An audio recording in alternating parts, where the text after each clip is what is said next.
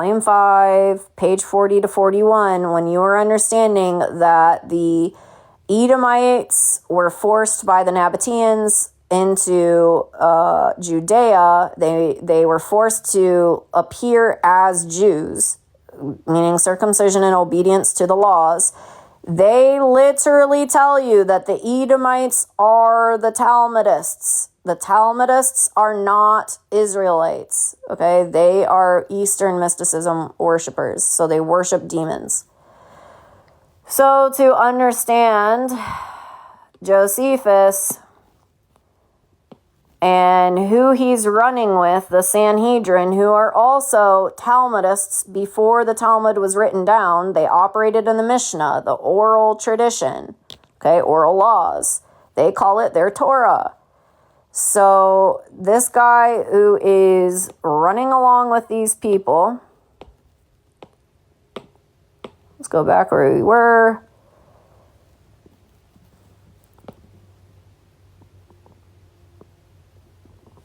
And he is consorting with the Sanhedrin in 70 AD. What is happening during this time? Now, Jesus ascends up into heaven in like 31 AD, and he warned them before he even died. Matthew 23, I believe, like Luke chapter 20-ish. Okay, around chapter 20, I can't remember, because I study Matthew more than I study Luke, and I don't know why I need to go study Luke more. But anyways, so you go and you look at chapter 23 of Matthew, and Jesus is telling all these people, right, the Jewish people with the Judahites, meaning of the actual tribe of Judah and Benjamin and the half tribe of Manasseh. So he's telling all these Edomites and actual Israelites together that they have consorted together to slay all the prophets and the righteous men from the time of Abel all the way until Zacharias, who they killed between the altar and the something of God. So he's saying that they've killed all the righteous men. And that these people are building their graves, their sepulchers. Okay, so they're preparing to kill more. And then Jesus tells you about the parable of the husbandman goes away and how they are killing all the ambassadors that God sends to check on these people who are supposed to be taking care of God's kingdom. They kill them all, and he says, well, I'm going to send my son. Perchance they will not kill him. They kill the son, and why does Jesus say? To keep hold of the kingdom. So after Jesus goes up into heaven and he leaves the people, there are other people in before, during, and after the time of Jesus Christ claiming that they are the Messiah, not Jesus. Anything to distract people from the true God in the flesh. So these people are now disbelieving in Jesus Christ. The Sanhedrin has a huge impact on the culture by teaching them to deny Jesus Christ because they need to somehow keep power of God. So while they're still able to have the temple, these people are going up, they're offering sacrifices to God, and every year at the Day of Atonement, they have the scapegoat, they send it off, and the scarf around the scapegoat's neck is supposed to like turn red or something, saying that they have that God has absolved the people of their sins. This does not happen for 40 straight years after Jesus goes up into heaven, that the scapegoat never comes back with a red whatever tied around its neck. It never happens. And so the people are distressed because they're like, God is not forgiving us, right? So what ends up happening? God destroys the second temple because, again, Jeremiah even tells you that the people are crying out, the temple, the temple. They think they're saved because they go to the temple. Isaiah is declaring to the people that they claim that they are the Jews, right? They're God's people. They're God's chosen elect, right? And so God's never going to come pass judgment on them.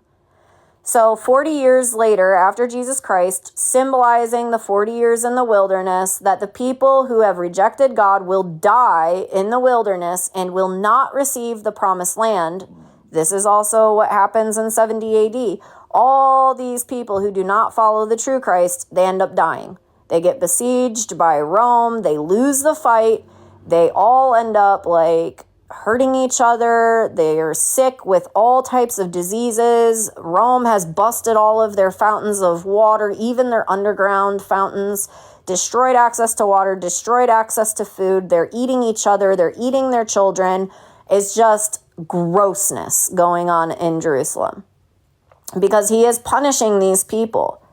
Now, Josephus, you see, is claiming that he is now Roman. He fights against the Romans, but then he turns and tries to become a Roman, even naming himself after the Roman family. So you're seeing now this history of how that has played out. So Josephus contends with John of Galatia, okay, who sets himself as control over Galilee. He gets support, Josephus gets support of the Sanhedrin. These are the people stealing the kingdom from God himself. So Josephus fortifies several towns in Lower Galilee. It lists them. It says that he does subdue certain cities, but then loses them. At length, he resists the Roman army in its siege of Yodfat, okay, until it fell to the Roman army. Now, again, they are keeping the lunar month of Tammuz. So all that history I just gave you about the Sanhedrin, about the Edomites, the Idumeans, Esau's children, how they claim that they are now Jewish people. When they, before that, when they all got sent to Babylon, what did they come back with? Babylonian religious rituals, Babylonian calendar. They forsook God's calendar. Now they are counting the months by the moon.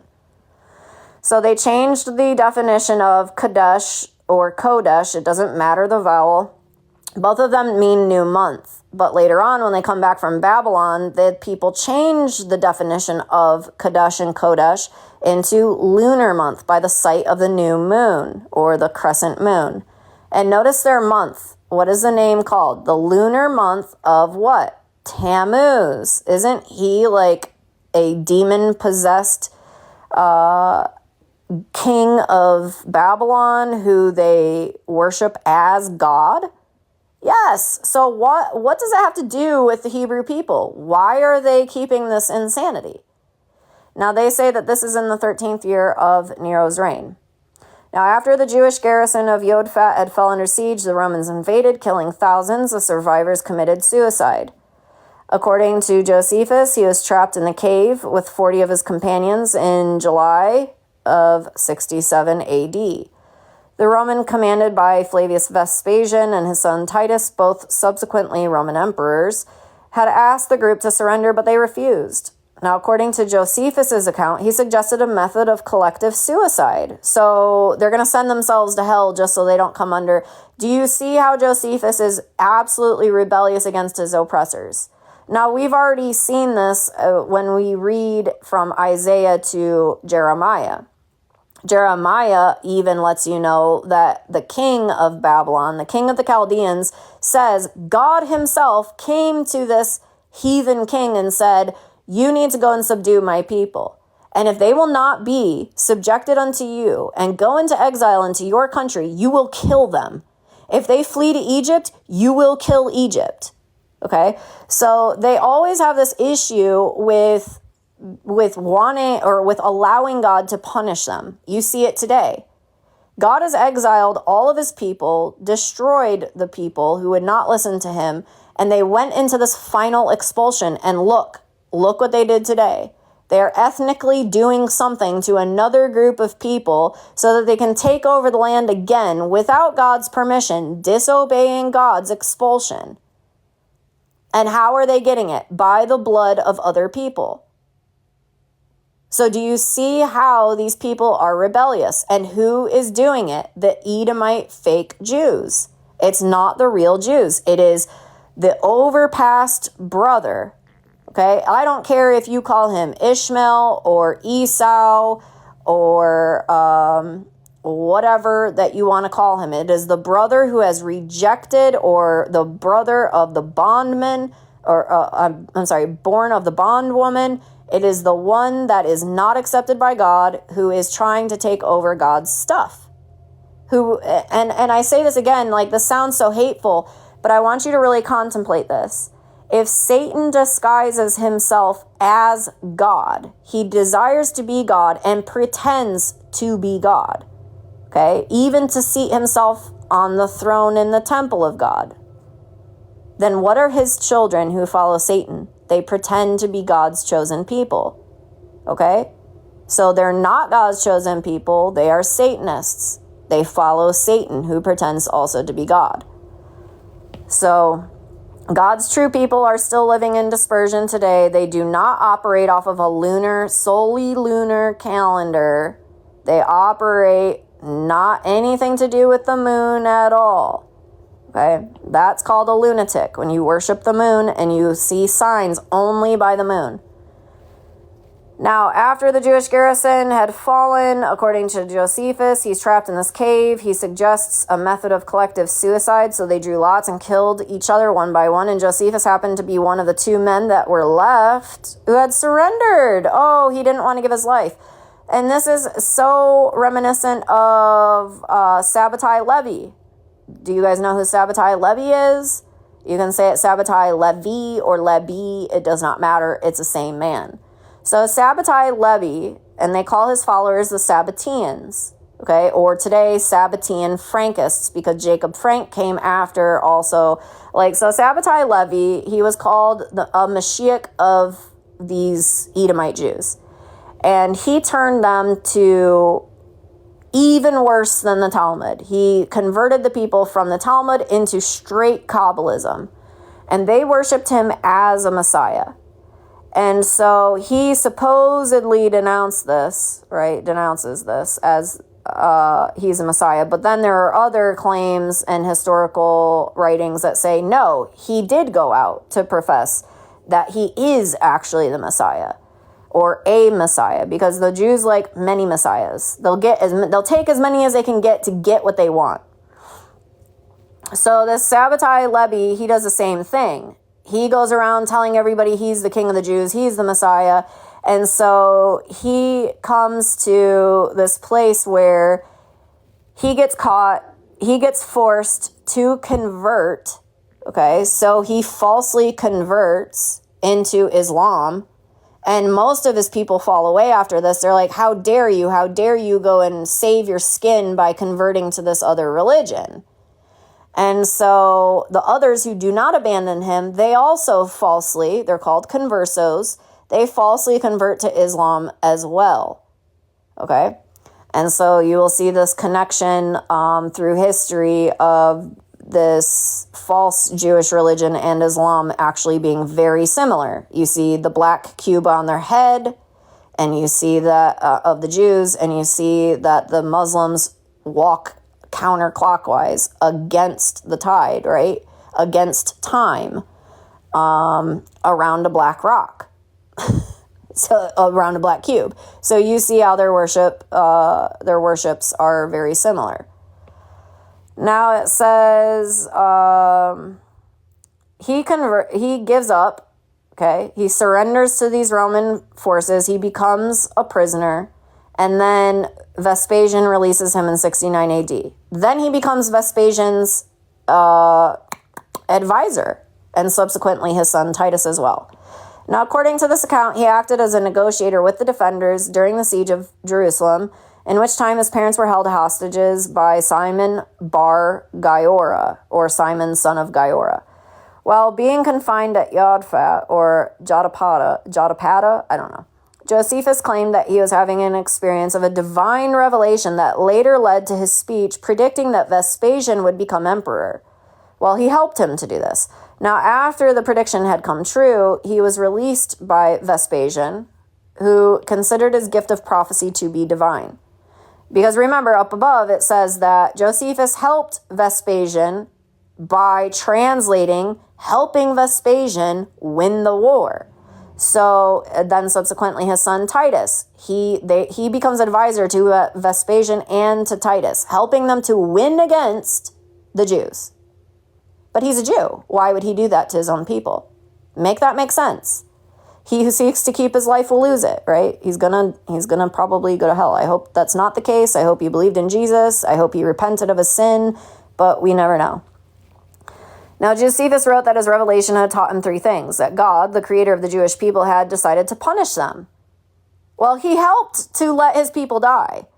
That fortune had been given to the Romans. Well, fortune is a goddess, okay, of the pantheon of demons. So make sure that we're understanding that.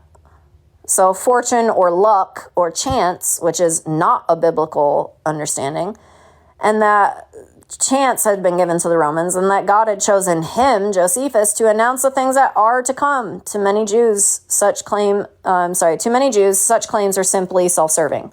Okay, so he is. I mean, from understanding even this Wikipedia and reading between the lines, you see that Josephus is a self-serving man. Now, Josephus had interpreted the destruction of the temple as a sign that God had turned to the Romans due to the Jewish sins. Okay, urging submission to Roman authority. However, he had also believed that the covenant between God and Israel did remain intact, with restoration dependent on the Jews' repentance, echoing biblical interpretations of the first temple destruction. So, I don't want to say that is, hey, shalom guys, thanks for joining.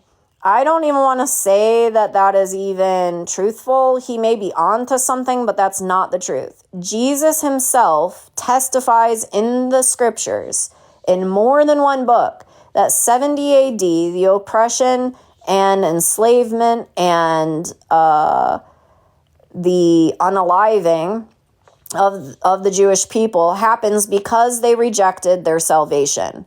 Because they are then, that generation, according to all these signs in Matthew 24 and in Luke, I can't remember what chapter, around the 20s, is discussing that. And read Luke so you do not misinterpret Matthew. Matthew is not writing things in chronological order. Neither is he writing everything like in one spot. All that stuff that he writes about and what you think is one portion of time, one day, 1 week.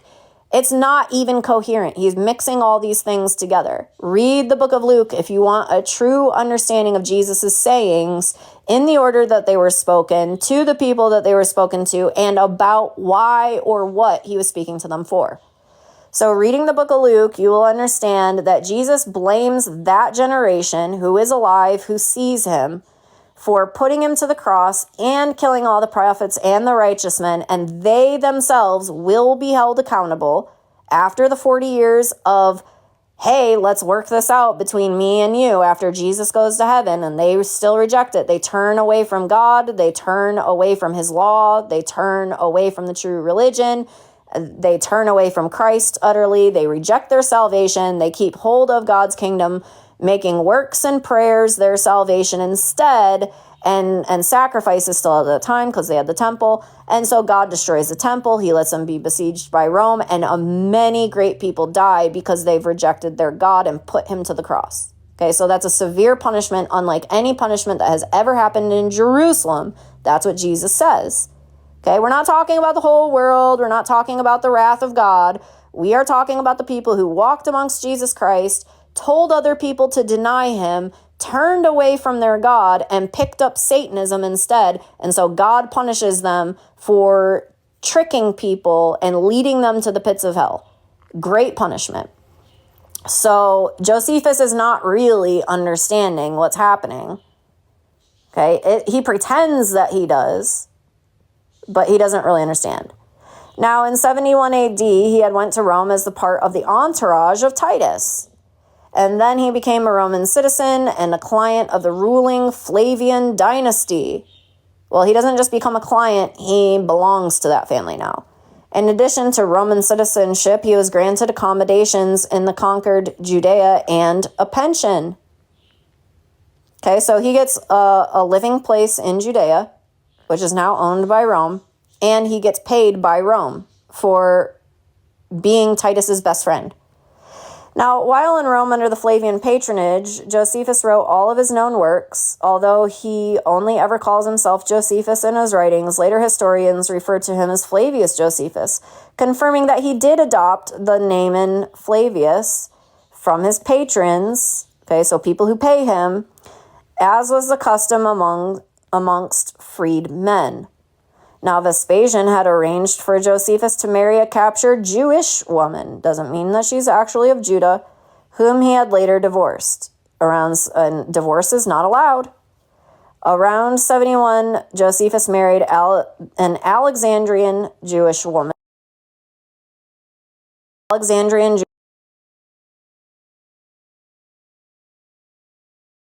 Egypt. Okay, the Jews were went into expulsion there at time in history. Okay, around like 300-ish BC. And so this is where the Egyptian mythology mixes in with the Jewish religion, and it becomes Gnostic. Okay, so when you hear about Coptic Christians or Gnostic religion, this is a mix of either Christianity and Egyptian mythology, which is the Coptic religion, Coptic Christians. Or when you hear about the Gnostics, that is Jewish religion mixed in with Egyptian mythology. So it's garbage, it's profanity. So Josephus marries this Alexandrian Jewish woman and his third wife. They have 3 sons, of whom only Flavius Hyrcanus had survived childhood. So because Josephus is a traitor, okay, he's a traitor to his own people. He saves his flesh and wins the favor of the Roman hierarchy, gets paid by them, gets given living quarters by them, and he keeps getting married and divorcing his wives. God is taking away the fruit of his loins because he is an evil person. So they have 3 sons, of whom only Flavius Hyrcanus had survived childhood. Josephus then later divorces his 3rd wife. And around 75, he marries his 4th wife, a Greek Jewish woman from Crete, who is a member of the distinguished family. So it seems like he cares about money over his faith with God. They have 2 sons, Flavius Justus and Flavius Simonides, or Simonides, I don't know how to say that word, Agrippa. Now, Josephus's life story remains ambiguous. He is described by Harris in 1985 as a law-observant Jew, which obviously he's not. He keeps getting divorces, and he betrayed his own people so he could spare his own skin, so that's not law-observant at all. What law? Talmudic. Because remember, he's an Edomite, and they operate in their Torah, the Talmud, not God's Torah, the books of Moses, who had believed in the compatibility of Judaism and Greco-Roman thought. Oh, okay, so mixing what is now profane with even more profanity. So he believes in coexistence. Now he says this is commonly referred to Hellenistic Judaism. So mixing Greece and their mythology, which they got from Persia or Babylon. Okay, that's what Hellenistic means, Judaism. So they are mixing Kemetic religion, Hamitic religion, cursed Canaan religion with God's faith, which creates Talmudism, right? Or Kabbalism later on.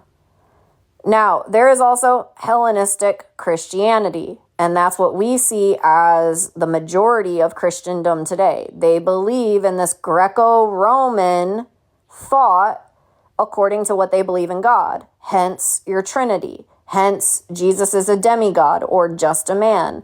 Hence they can keep sinning even though they say they worship God, right? That's Satanism. If you commit sin on purpose, you are worshiping Satan. You are not worshiping Jesus Christ, because God says to obey him, that is worship, okay? And Jesus helps to convert your heart out of wanting to sin against him to wanting to obey him, because the obedience is freedom. You're not under the curse of the law if you're not breaking the law.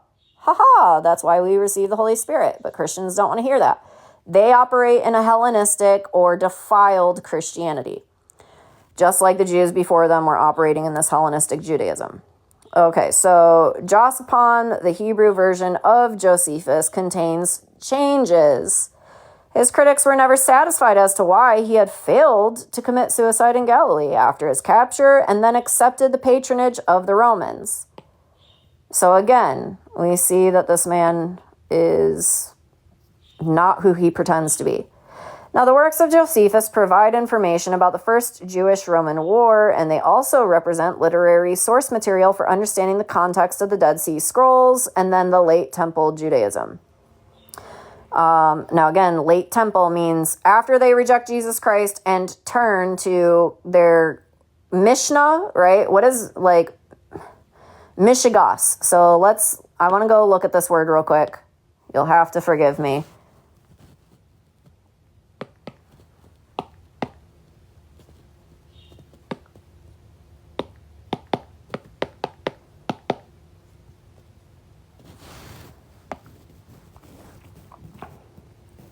Because you can say mishigas, and that means a mess of.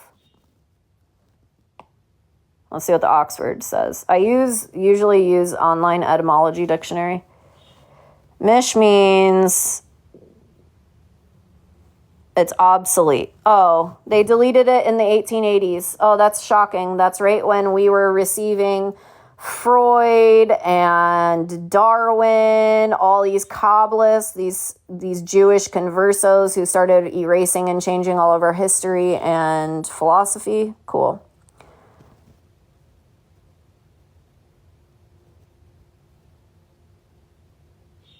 Clipping or shortening. That's what that one says. So it's not giving us a real understanding of what mish means.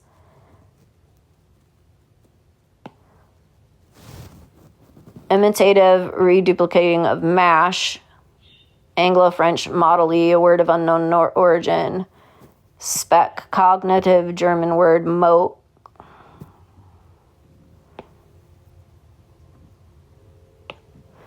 All right, so let's look up. We'll look up Mishnah instead.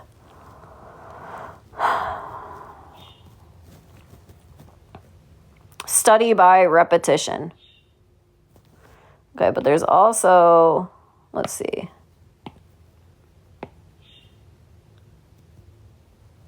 Definition of meaning. Halakhic, okay, so that's Kabbalistic. If you notice anything about halakhic, it's Kabbalism. Traditions compiled 200 AD, basic part of the Talmud, Mishnah instruction, oral law, first known use.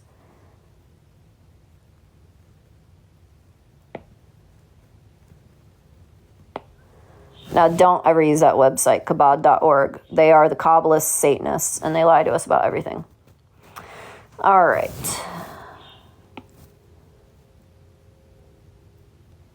Okay, so OED's earliest evidence for Mishnah is from 1610 in the writing of Thomas Fitzherbert, a Jesuit. Now, I know that there's all these people who think that Jesuits cannot be converso Jews, but if you notice that the second initiated group of priests into the Jesuits, they were a lot of conversos. Their last names tell on them.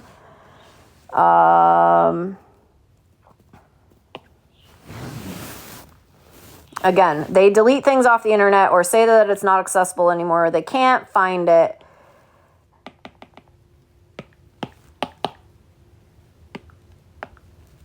Because they're erasing the history. Mishigas. Okay, let's see what Mishigas means. Mishigas. Foolishness, nonsense, craziness. Okay. This is how poskim have historically understood the matter, and the mishigas I've seen in recent years is damaging without any halakhic basis. It is from textual Hebrew, meaning the block or cursive block Hebrew, which is, of course, of pharisaical imagination. They made that. Or Yiddish, which is a German type of language. German fake Jews, German Edomites.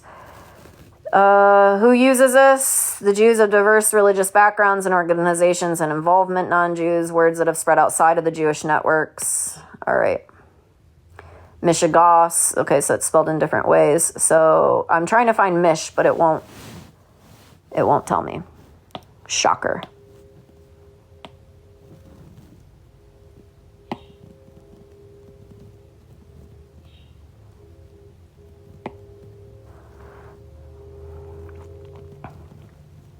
It means craziness or nonsense. That's what mishigas means. So the Mishnah, a mishmash or a mashup.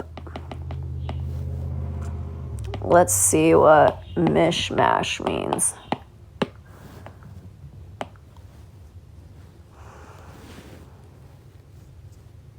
Chinook jargon.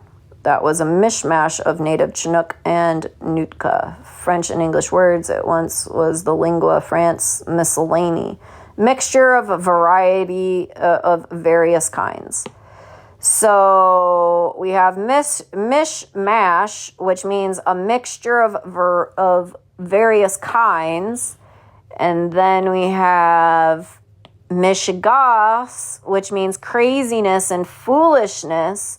So what do you think that Mishnah actually means? See, this is why they use their Jiddish and their Hebrew language so that they can confuse us, so that we're not understanding what things actually mean. So what is Talmud? Well, they're Mishnah, right?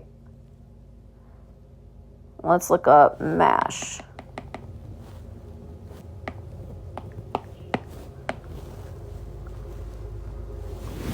Soft mixture. Remember, when I was talking to you about the vowels, you don't always have to understand the vowel. The vowel doesn't always determine the word. So in the Hebrew, it would be the shin and whatever the M is. The shin is the SH sound and then the M.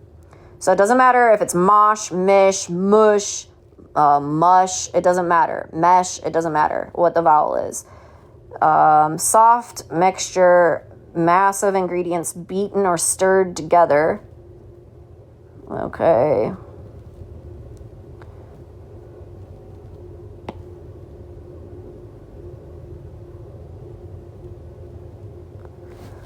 I'm still looking for mish. Let's see if we can find something.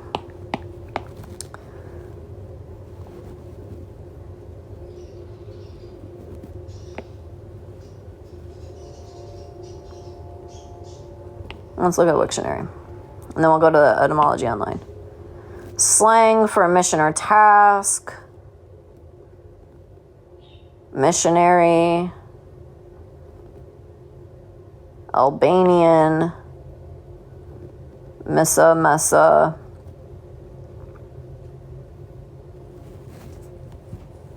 No thanks. You guys, if you have something to say, you can text it in the text. I don't do, and this is the reason why. I do not take live hosts because I'm not going to sit here and argue with people who want to be right over what I'm saying. I'm not going to sit here and argue with people online and show division because that's stupidity. To argue with a fool, you become a fool. If you argue with a fool, they're just going to hate you. So there's no sense in arguing with people at all. So if you have something important to say, the text is always, your little comments can be put down in the comment section.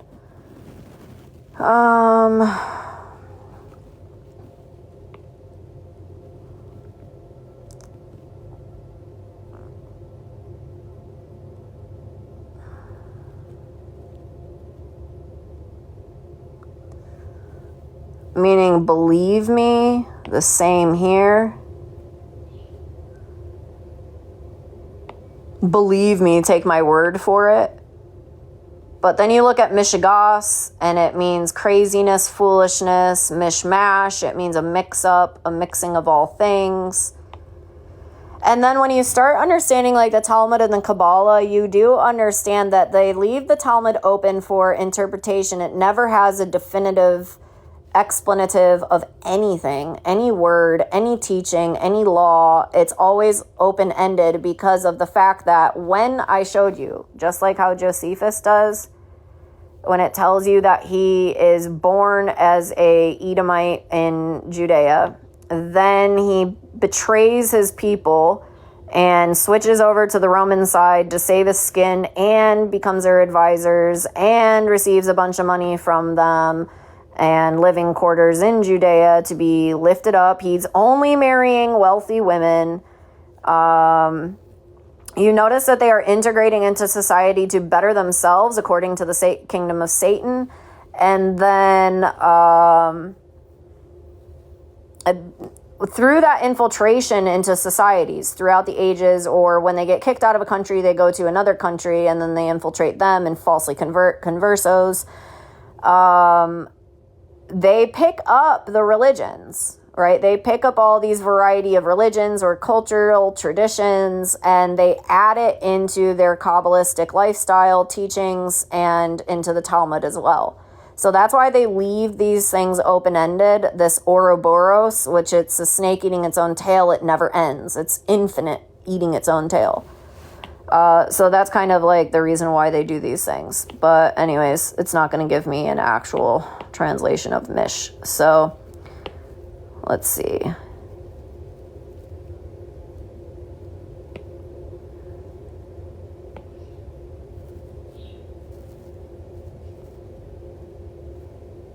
No, the Zohar is garbage.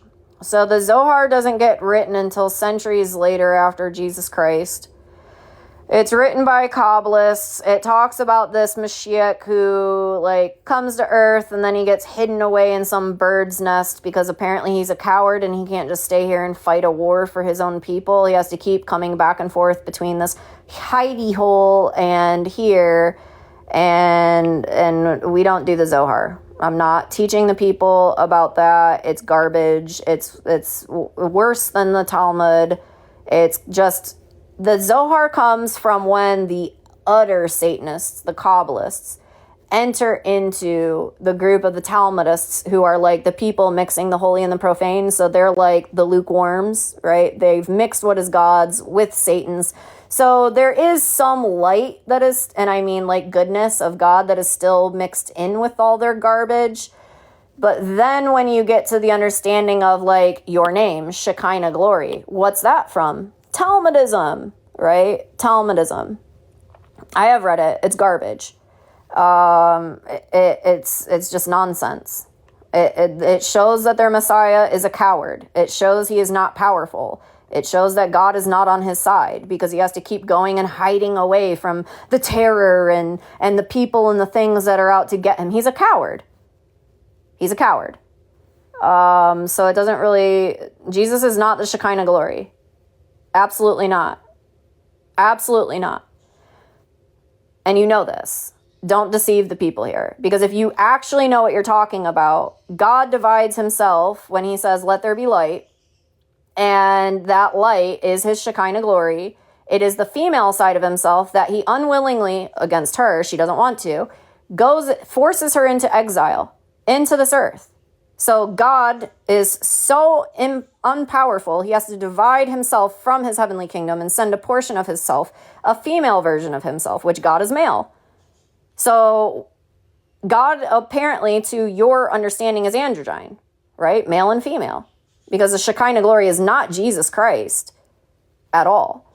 It is the female side of God that he divides from his male self. And you should know this if you study all this garbage that you study. And this is what they do. They will come to pretend that they're your friend so that they can infiltrate you, get you on their side by lying to you and fooling you so that you will believe lies and change God into a lie. That's what they do. All right. So, let's see. We got past that. So anyways, the works of Josephus provide information of the First Jewish-Roman War, also represent literary source materials for understanding the context of the Dead Sea Scrolls and the late Temple Judaism. The difference between the Torah and the Talmud: the Torah does not place burdens on you. The Talmud is interpretations of rabbis through all the centuries, even before Jesus Christ. And the rabbis is just a really nice word to call the Pharisees, who are Persian, Farsi-speaking Persians who came from Persia, Babylonians. They are modern-day Babylonians who came and brought their Eastern mysticism into the temple of God and fooled the people and lied to them and got them to profane the word of God by picking up their garbage interpretation of God's law that has put burdens upon people. Okay? So there are a bunch of hypocrites who don't even obey their own law. You look at the rabbis. If you even just get into the very first page of the Mishnah, okay, or the Sanhedrin, it doesn't matter. Like whatever that you read out of whatever book of the Talmud. Like I went right into the Mishnah, the very first one. That's what I looked at, right? And the Mishnah tells you, well, this rabbi says that this law is interpreted this way, and this is why he does this thing, and he teaches it to his students. Then the next rabbi comes later on, and he says, well, he's teaching that same law in this way, and he's transgressing what the previous rabbi did by doing the complete opposite. Okay, complete opposite translation or understanding of what that law meant, living in complete disobedience to what the previous rabbi lived in. Okay, and so his students notice his hypocrisy, and he says, well, it's because of the X, Y, and Z, this reason why I'm not doing it this way. And so all you'll see in the Talmud is these contradicting arguments of what the law is to be interpreted into. The rabbis living contradictory to each other. So that way, as they do this, and you see the stark contrast of one against another, okay, and or multiple against each other, it leaves that conversation open to mix, but what the contrasting rabbis are doing and saying to meet in the middle to completely profane the already profanity that they are committing against God's law. And so it's dependent upon the person. And again, they do this like Freudian psychological thing to you, right? They trick you to go into Judaism, and then you read God's Bible, the Old Testament, and then they'll lead you into the Talmud. But if you ask too many questions about the Talmud, if you aren't believing in it, they will restrict you to only reading Dars. They will not initiate you into the darker meaning behind the Talmud. You'll never succeed in their society because you're asking too many questions, meaning you have a brain and you're not falling for their garbage. And they know this. So they're going to keep certain things hidden from you. Okay? And then if you're not asking too many questions, if you seem that you're going along with the program, and when they test you about these things, they'll see where you're at. You know, spirit recognizes spirit. God's spirit testifies to you of other people's spirits, and demons will testify to them of your spirit if you are of God or not, or how far they can delude you into their just sea of delusion. So if you can fall in line with the Talmud, then they will indoctrinate you into the Kabbalah. Okay, so there's always this deepening into knowledge, but the knowledge never comes to a true definitive consensus, and it's left open-ended for that purpose so that they can continue to infiltrate societies and to add, again, the Mishigas, right, or the mishmash into their own satanic religion to blend in with these other cultures and win favor and sympathy to them so that you don't question who they are and what they're doing. And it's made it easy for them to infiltrate America. Matter of fact, America was built so that Israel could be built. Again, when I discussed with you, you have to go and research the Freemasons. That is the Kabbalah Light, L-I-T-E, or Talmud Light, L-I-T-E, right? All Freemason lodges are stemmed from the religion of Kabbalah, which is Satanism. It's just a really nice way of saying Satanism. So they are the goy puppets of the Edomite Jewish people. And they give them the power and the prestige to be their puppets, their frontmen, so that we question the Illuminati, we question the Freemasons, who were in fact created by the Edomites, okay? The ones from literally Edom, from literally Esau, of a mixed race, meaning that they're mixing with human, non-human things. And so they are the ones who are controlling us right now. This is why they play the victim card, why they play the sympathy card, and how they've got all of our presidents. They've taken our gold. They have complete control of our media. They have complete control over our military. They have complete control over our presidents. And they have, okay, the whole time. Go and research George Washington and see what he says about these Edomites, okay? And how our country was founded because of them and what great things that they've done to help build our country. Well, that should really, stick out to you. But yeah, can we trust the Torah? Yeah. Trust the Old Testament, not the Torah of the Talmud. So that's the thing, is that they claim that the Torah, when they say Torah to us, to Christians, to non-initiated people, to the profane, we think they're talking about the Tanakh, meaning the Old Testament, or the Torah, meaning Moses' 5 letters to the people, giving law, teaching them how to live. So that's what we think that they're talking about. That's not true, because their Talmud and their Kabbalah and all the books that they read, from the Gemara to the Zohar and everything in between, that is their Torah. Torah just means instruction. It is authoritative instruction, meaning in the English plainly, law. They do not follow the Torah of God. They follow the Torah of rabbis. Okay, what does Jesus say? Do not call any man rabbi. Do not call any man rabbi, because you have one teacher. Rabbi means teacher. You have one teacher, and that is God. So no worries. So when you're hearing them say, we read the Torah, we obey the Torah, the Torah, the Torah, the Torah, the Torah, they're not talking about the 5 books of Moses.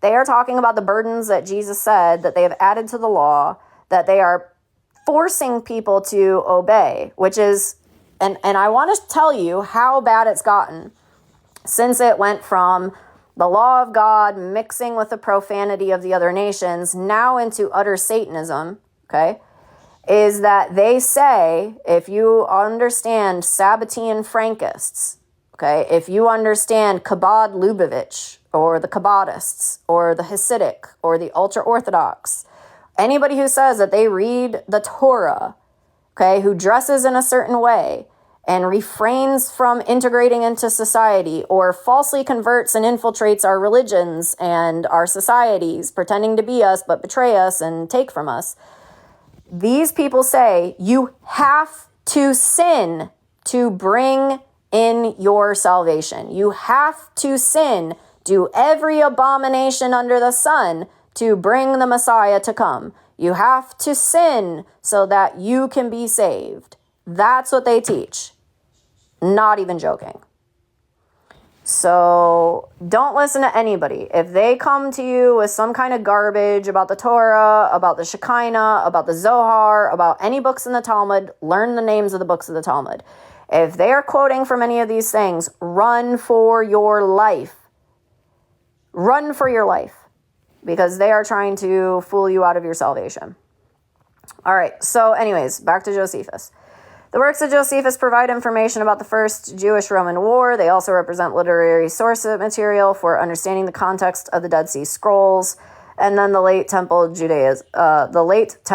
Judaism. Now, this is after the time of Jesus Christ, so they are now going into great apostasy, not just apostasy.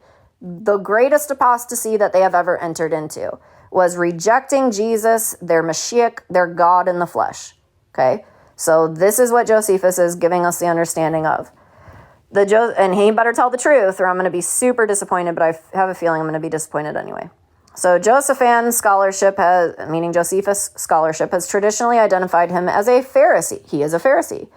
Some authors portrayed him as a member of the sect and as a traitor to the Jewish nation, because he is, you just read the wiki, a view which became known as the classical concept of Josephus. Now, in the mid-20th century, scholars challenged this view, because again, what happens in the mid-20th century, the mid-1900s, we've already been taken by the Edomites, especially in Western society, and I'm talking Europe, Eastern Europe, Western Europe, okay, Mediterranean. They've already been kicked out of all the countries eastward. They've been kicked out of their own country, and now they're taking over Western society. So by the 1900s, okay, they've already taken over all the goy, the white people. And so these scholars, which they pretend that they are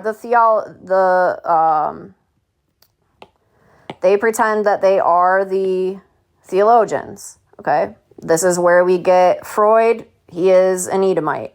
Where you get Darwin, he is an Edomite. Like all these prominent people from the 1800s onward are these Ish people, not the actual Judahites, but the Ish people. Now he says the mid-20th century scholars are challenging this view that he's a Pharisee and a traitor to his own people, or his supposed own people. And they formulate a modern concept of Josephus. They consider him a Pharisee, but they describe him in part as a patriot and a historian of some standing. In 1991, Steve Mason argued that Josephus was not a Pharisee, but an Orthodox aristocrat priest, who had become associated with the philosophical school of the Pharisees as a matter of difference and not by willing association. So as we see progressing through the history, they lie about Josephus, they glorify him, because what does God promise about all these heathen kings, these demons, these fallen angels? Anything that comes after them, that follows after them, that their name will be smitten out. We cannot say their name. They will never be worshipped. They will be forgotten. And so this is a way of keeping them alive, okay, is by changing the narrative. Now he says the impact on history and archaeology. The works of Josephus include useful materials for historians about individuals, groups, customs, and geographical places. However, modern historians have been cautious of taking his writings at face value. Okay, well, you see that they still don't trust him. For example, Karl Ritter, in his highly influential Urkund in the 1840s, again, beware of people in the middle 1800s and future, because usually they are liars and they are these fake Jews.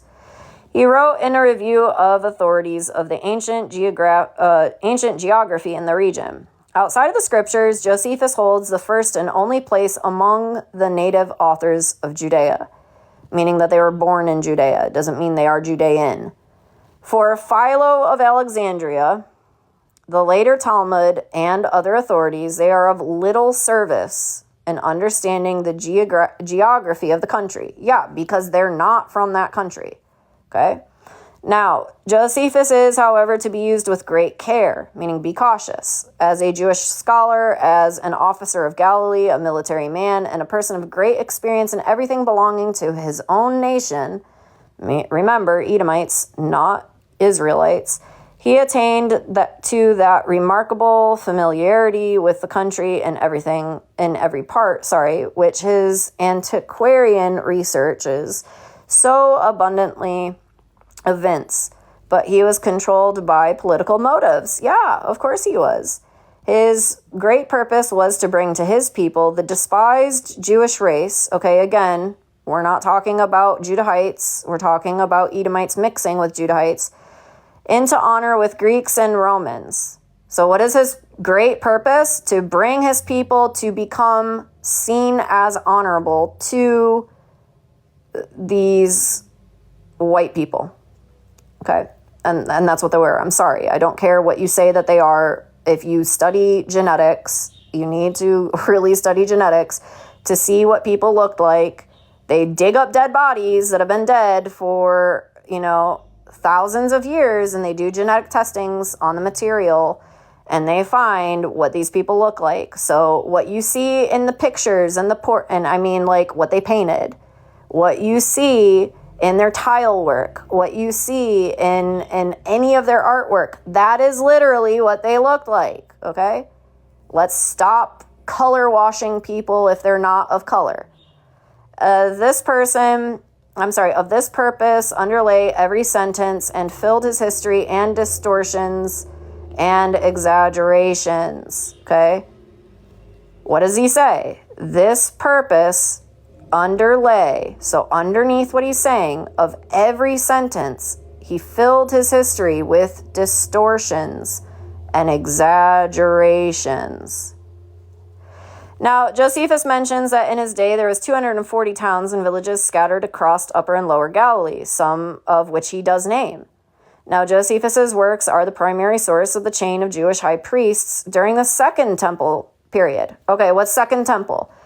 Babylonian priests, Hasmonean priests, Pharisees, Sadducees, the Sanhedrin, right? So from Babylon priests taking over to the Hasmonean, the Persians, whatever that you call them, the Medes and the Persians are two different groups of people who collectively came together to take over Judea and all of the known world. They were eventually defeated. But I want you to understand, what is the Second Temple priesthood? Filled with heresy, filled with Satanism, filled with perversion of the true word of God. And this is why Jesus came, to save his people from these Satanists. This is why he came. All right. Now he says a few Jewish customs named by him, including the practice of hanging a linen curtain at the entrance to one's house. Okay, it's a custom. It is not the law of God. So you notice that this is not going to be contained in the laws of God, not in any of the writings of Moses. Never. The Jewish custom to partake of a Sabbath day meal around the 6th hour of the day, or noon. Okay. He also notes that it was permissible for these men to marry many wives, which that's not true. Just because you see them doing it in the Old Testament does not mean God authorized it. What does he say from the very first man and first women? If God made Adam and Eve, why didn't he make Adam and Steve? Why did he not make Adam and 50 Eves, or 2 Eves, or 10 Eves? He didn't make them that way. Male and female. Okay, and what does Adam say? For this reason, how does Adam know about a father and a mother if there's no such thing as they don't have a father and mother? What does Adam say? For this reason, a man will leave his father and his mother and cleave to his wife, one.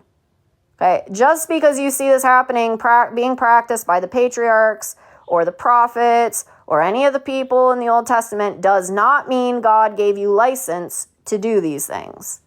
That's what we need to understand, the difference between God's perfect law and the sin of men.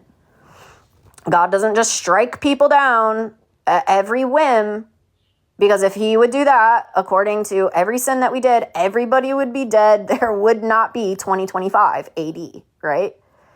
So God's not going to kill everybody just because they sin. He does turn them from their sin. Turns them from their sin. Now he says that there is polygamy, Sabbath day meal around the 6th hour, which is noon. He writes, his writings provide a significant extra biblical account of the post-exiled period of these Maccabees, the Hasmonean dynasty, the rise of Herod the Great. Okay, so we are interested to see what's going on with the Maccabees, the Hasmonean dynasty. And he also describes the Sadducees. Remember, they don't believe in the resurrection from the dead. The Pharisees, who are just perverting all of God's law. The Essenes, they are not the people of the Dead Sea Scroll. They have attributed this name, the Essenes, from these people of Alexandria, Egypt. Remember the Gnostics? We just looked at that, the Hellenistic Jews.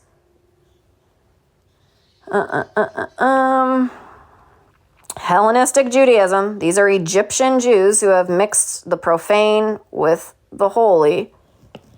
Okay. So he's telling you, where are we at? The Essenes are from Alexandria, Egypt. Okay. They traveled up from Egypt up to the southern border of the Dead Sea.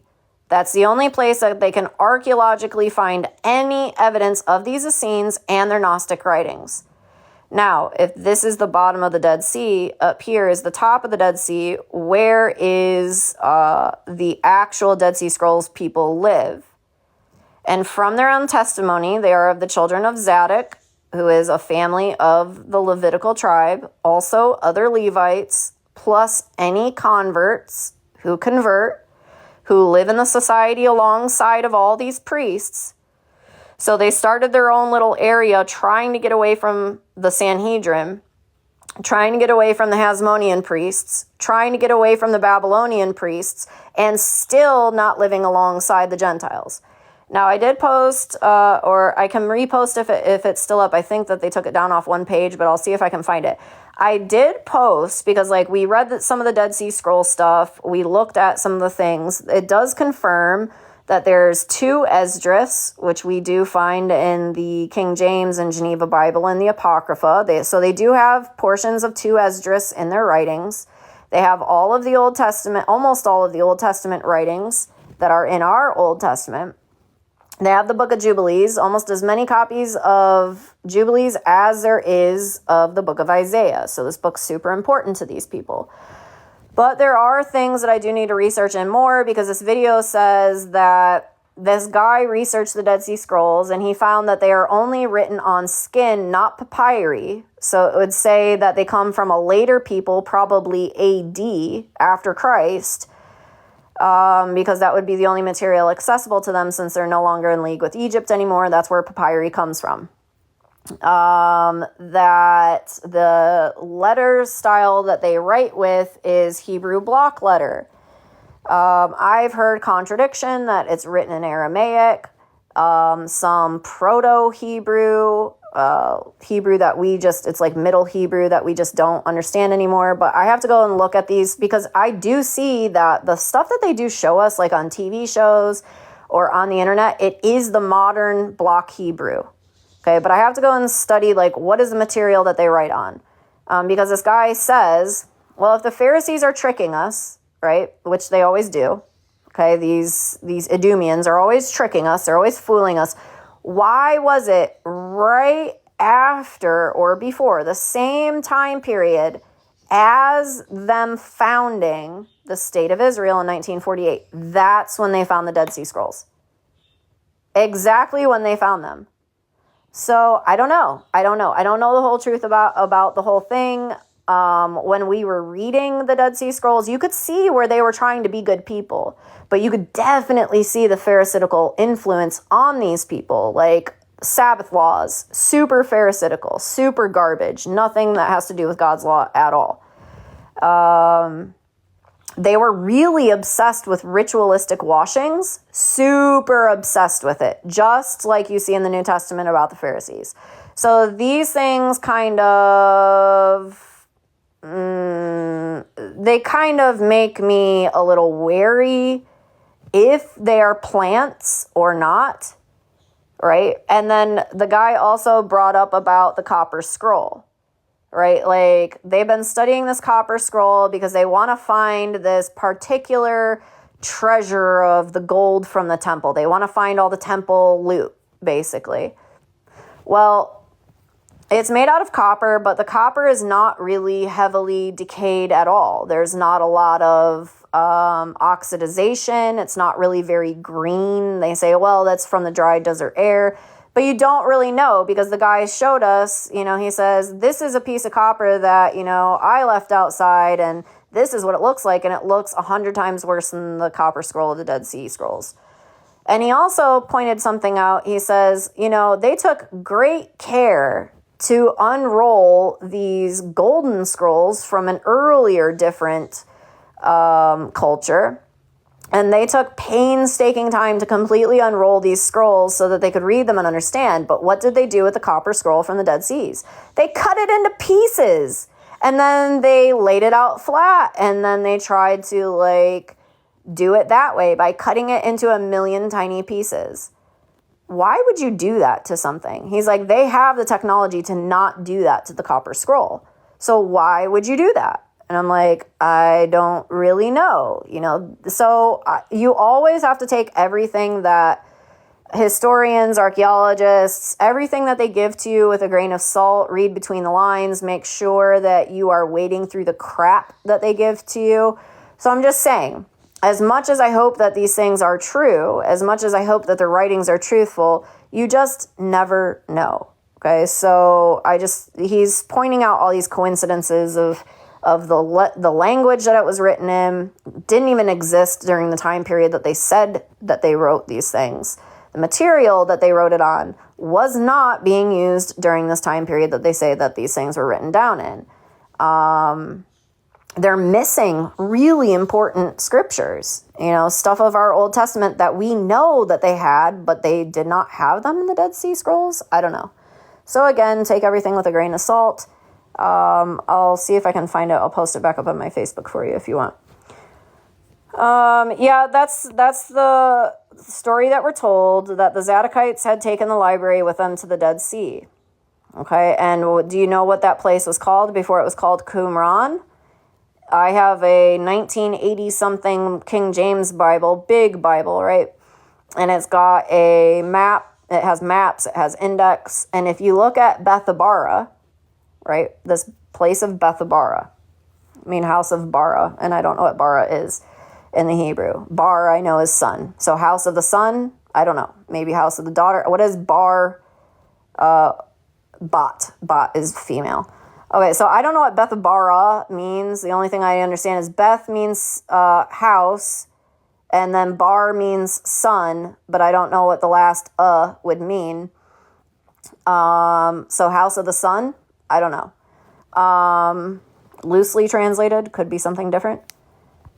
But Qumran was previously called Bethbara. You can find that directly on the map in my Bible. And I've shown it to you guys like a long time ago.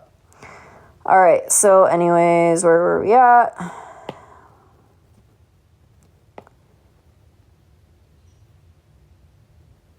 All right, so he mentions about these towns.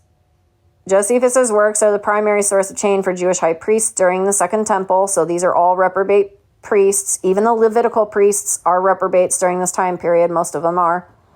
There are still good priests who come in and out of these generations. Now he says a few of the Jewish customs named by him include the practice of hanging a linen in the entrance of the house, to have a 6-hour meal on Sabbath day. Notice it doesn't say anything about night. And again, Friday night Sabbath does not come in until about 500 years-ish ago. I just want to make that very clear to you Christians, because we are coming out of the Sunday fake Sabbath and turning to the true Sabbath, according to the Sabbath represents Jesus's millennial reign. But the Friday night Sabbath does not come in until about 500 years ago. And that's when Kabbalism had taken hold of Judaism. When they went into, what was the last guy? I don't want to say Lumerian, but it's something like that.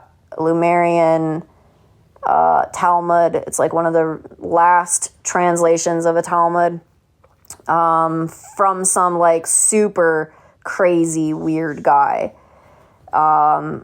Because again, Lebbetai Sebi, or Sevi with a V or a B, it doesn't matter. And then Jacob Frank, and then some other guy, his last name starts with an L. He's real crazy satanic.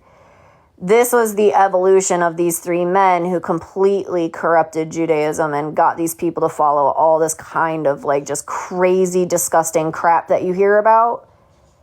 And it's just insanity at this point. And that's when Kabbalah really infiltrated into Judaism and took hold of it in this just great capacity. And that's when you start seeing ultra-Orthodox, Hasidic, Chabad Lubavitch. Chabad comes from Kabbalah, by the way. But this is where you see this like complete apostasy of Judaism. It's not just Talmudists anymore, it's Kabbalism. So it's complete Satanism. That's where they get their Friday nights. Because again, what did we just learn about the Sephirot, right? About that stupid tree of life from the Kabbalah. That is not from Judaism. It's from Kabbalah, the Kemetic religions. Kabbalah, Kemetic, Hamitic, okay, cursed line of Canaan. So when you're understanding about the Friday night Sabbath, it is when the male spirit of God in heaven comes down through the little portal at the bottom of the tree, and he's the phallus, comes to fornicate with the Holy Spirit, the Shekinah glory, to become one God, the Ein Sof. And so they do that the night before the Sabbath. So to keep a Friday night Sabbath, you are glorifying the androgyne God, who is the Baphomet, who is the Moloch, who is Satan himself. So don't keep a Friday night Sabbath. Again, the videos are posted on my page. I would tell Christians that a new Christian, stay out of the churches and synagogues and get a Bible. Stay out of the churches and the synagogues until you know God and you know how to test the spirits that are teaching you. Okay. Now, let's see. Extra biblical account of the post-exiled period of these Maccabees. So after they got exiled, the rise of Herod the Great. Again, he is an Edomite. Okay, this is why he builds the temple, because he's helping his Edomite brethren, not the Judahites, the Edomites who are living in the land of Judea. He also describes the Sadducees, and some people are saying these are the Zadok priests. I've heard that, but they don't believe in the resurrection. I'm sorry, the Zadokite priests, what does Jesus prophesy in the book of Ezekiel, chapter 48, verse 11? The sons of Zadok, they did not forsake God, like the other Levites and like all of Israel did. Okay? That's why they are going to be in the temple during the millennial reign. okay, in the innermost sanctuary of the temple. So go read Ezekiel 48, verse 11. The Sadducees are not the Zadokite priests. I've heard so many people say that that is what they are. That is not what they are. They don't believe in the resurrection. The Zadokites believed in Jesus coming. They believed in the war of Christ against the demon-filled heathen, against Satan's kingdom. They believed in his millennial reign. They believed everything that they were supposed to believe in. These Sadducees did not. Now again, the Essenes are these Egyptian, lukewarm, mixing their profanity into the religion of God and profaning it. And they lived from Alexandria, Egypt, and traveled to the southern portion of the Dead Sea. Nothing of theirs, no writings are found in the Dead Sea Scrolls, nothing of any evidence of these Egyptian Essenes have been found with these Dead Sea Scroll people at all. Just saying. This Herodian temple, Quirinius's census, and the zealots and such figures as... Now, zealot is not just meaning a zealot for God, but to have zeal for their own people and idolatry, to rebel against their oppressors. Such figures as Pontius Pilate, Herod the Great, Agrippa I, Agrippa II, John the Baptist, James, the brother of Jesus. Josephus represents an important source for studies of the immediate post-temple Judaism and the context of early Christianity. Now, again, this other guy over here, Carl Ritter, tells you, be careful. He's saying things, okay? Because if he is convicted of being a Pharisee, we know he's an Edomite. We know he has betrayed his own peoples and adopted himself into Roman citizenship when he saw that his people were going to be overtaken. The prophecy of Jesus was fulfilling. This man, he is operating in Talmudism, okay? He is saying things that he's not plainly writing. So we have to be aware of that when we're reading through his letters. Now he says that careful reading of his writings and years of excavation had allowed Ehud Netzer, an archaeologist from the Hebrew University, to discover what he had considered to be the location of Herod's tomb after searching for 35 years. What does it matter? What does Herod's tomb matter? He's a freaking Edomite. So what does this archaeologist from the Hebrew University care about some Edomite's tomb? Why is it so important to him? Now, it was above aqueducts and pools at a flattened desert site halfway up the hill to the Herodium, which is 12 kilometers south of Jerusalem, as described in Josephus's writings. So, yeah, of course he's going to tell some truth, because that's how the devil gets you.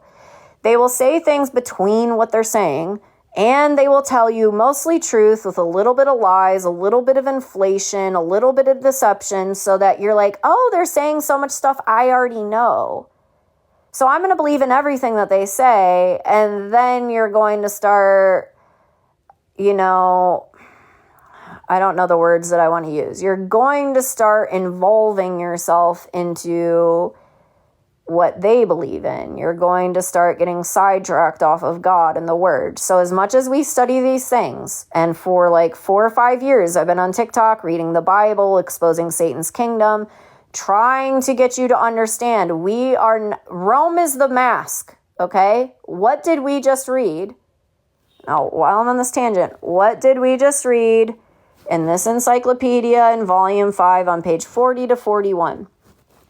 That the Edomites blasphemed against Rome, calling Rome Edom, making the white Romans to be these Esau Edomite heretics, which is still an ongoing rumor and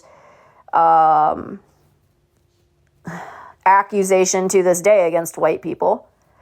And then this is so that they can pretend that they are God's chosen people, to win the sympathy of people, make these Roman type people hate themselves, favor these people, don't look at those people, don't pay attention to what they do, don't speak out against them. So what did we just read?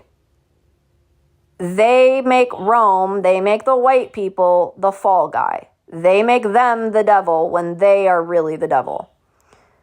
So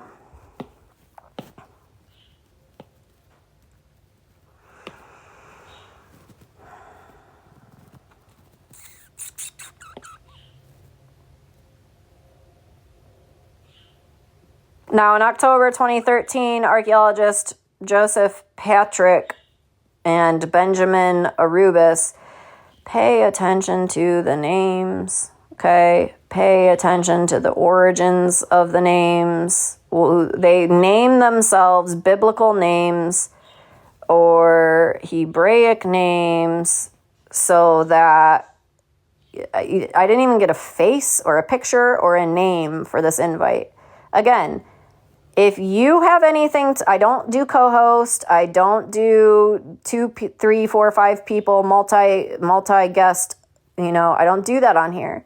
Because every time I do, it comes to bite me in the ass because somebody who's believed a lie wants to come on here and argue with me and try to pretend that they can outwit me and out-talk me and then end up yelling at me because I won't believe them. I won't believe the lie that they believe in or the lies that they go to teach. I'm not doing that. I don't do that. I don't argue with lies. I don't argue with stupidity. I don't argue with people who think that they're better than me because I don't think I'm better than anybody else. Okay? So whoever keeps sending me all these live invites, I'm not doing them. Hold on.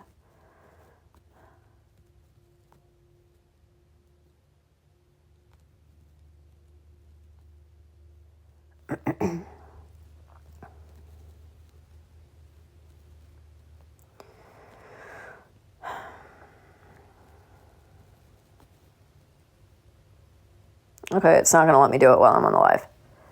All right.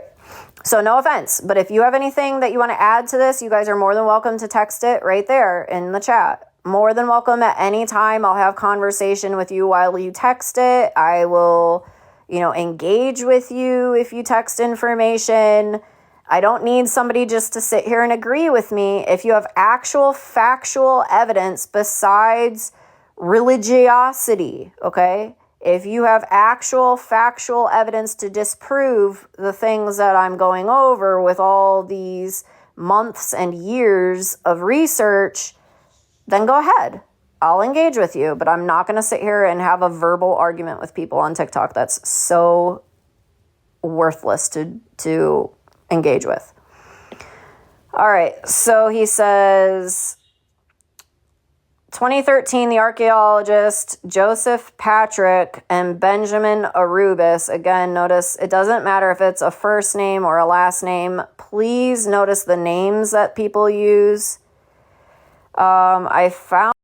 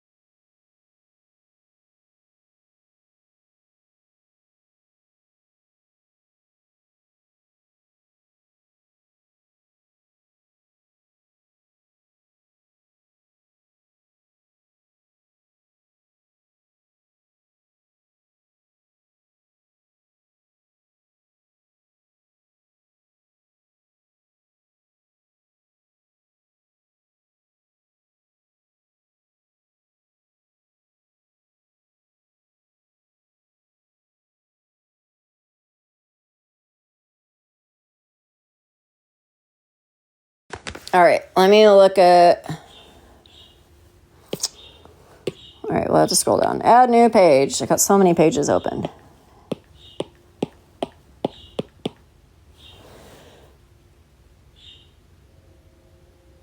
Okay. So if you're not sure, And again, they are you-ish. Okay, so this is showing you they're mostly going to be Edomites. But you can go to this website and it'll help you to look up people's last name if you're not understanding. And like, so I just learned this new thing. So you know how I've been watching this guy. Let me see. Now again, if you are not at the understanding that modern Jewry is actually Edom or Esau's children, the Reds.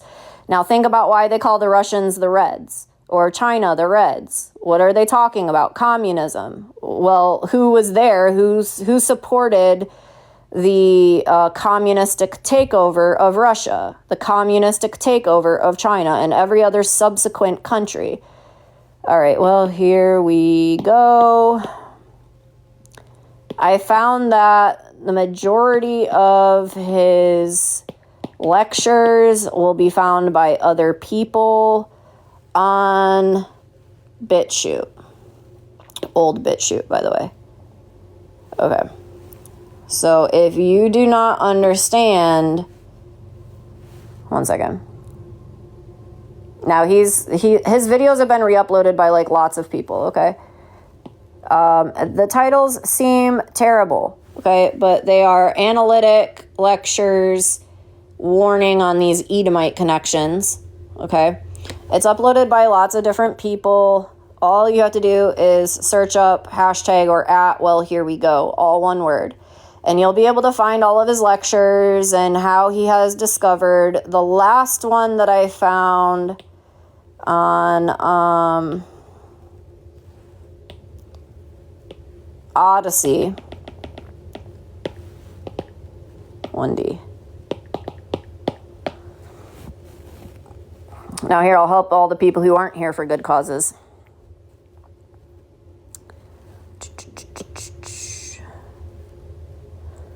All right. I'm looking for the new one. I wonder if I have Odyssey on my tablet. I can't remember. I do. All right.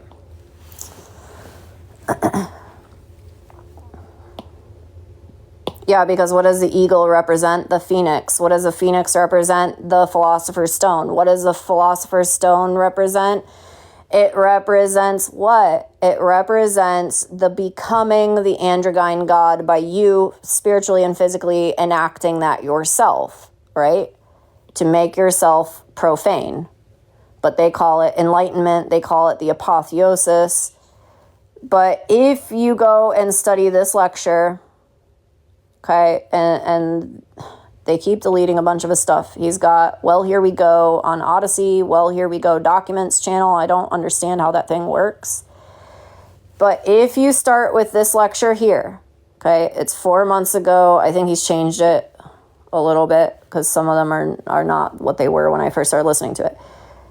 Okay, it has nothing to do, he's exposing this in all religions and outside of religion, but he's showing you that it's coming from this Kemetic religion that had infiltrated into Judea, okay? Second Temple and forward, especially since they lost the temple. So, okay, I can't show that word because now I have a restriction, so I apologize for that. All right, so it shows you that you need to prepare yourself, have a good, like, the whole first one sounds like it's going to be nonsense when you listen to it. But he wants to make sure that you have a good, that you're mentally prepared to handle what he's about to go over. Like, for me, I've been listening and understanding these things for about a decade now, so it doesn't really affect me that way. It doesn't upset me, but he does talk, okay, so I can't show the main title anymore because it has the P word in it. All right, but he shows you how to get prepared to understand this information, have a good support group around you in case you need it, because it can be overwhelming. The things that he does discuss, he doesn't go into detail. He doesn't show you images that are gross because that is part of the initiation into it. So he's not going to do that. He discusses that with you. Please watch the first video. If you are going to watch this series, it's very important. So then he shows you about this, what it is, okay? He shows you how this has entered into it. It was that this is the pathway for that. He then goes through history, teaching you how from the Second Temple destruction, how it became perverted, how it has infiltrated into all the cultures of the world and they got kicked out, how they've infiltrated into the papal line, how they have helped infiltrate into the Jesuits, how they have also infiltrated into the Protestant church, okay? Now again, they're Satanists pretending to be God's people. They are not God's people. So when he says the J word, he does not mean the literal Israelites. I just want to be very clear since we were looking at the Jewish Encyclopedia, Volume 5. Again, get this information. You can download it to your computers. Sure, it's this right here. Because I can't show his titles, but it's the last on Odyssey. Okay, I couldn't even look him up on Odyssey. I had to go to my search bar and type this in and then click on it and it'll take you to the app and then you can subscribe to it and listen to it.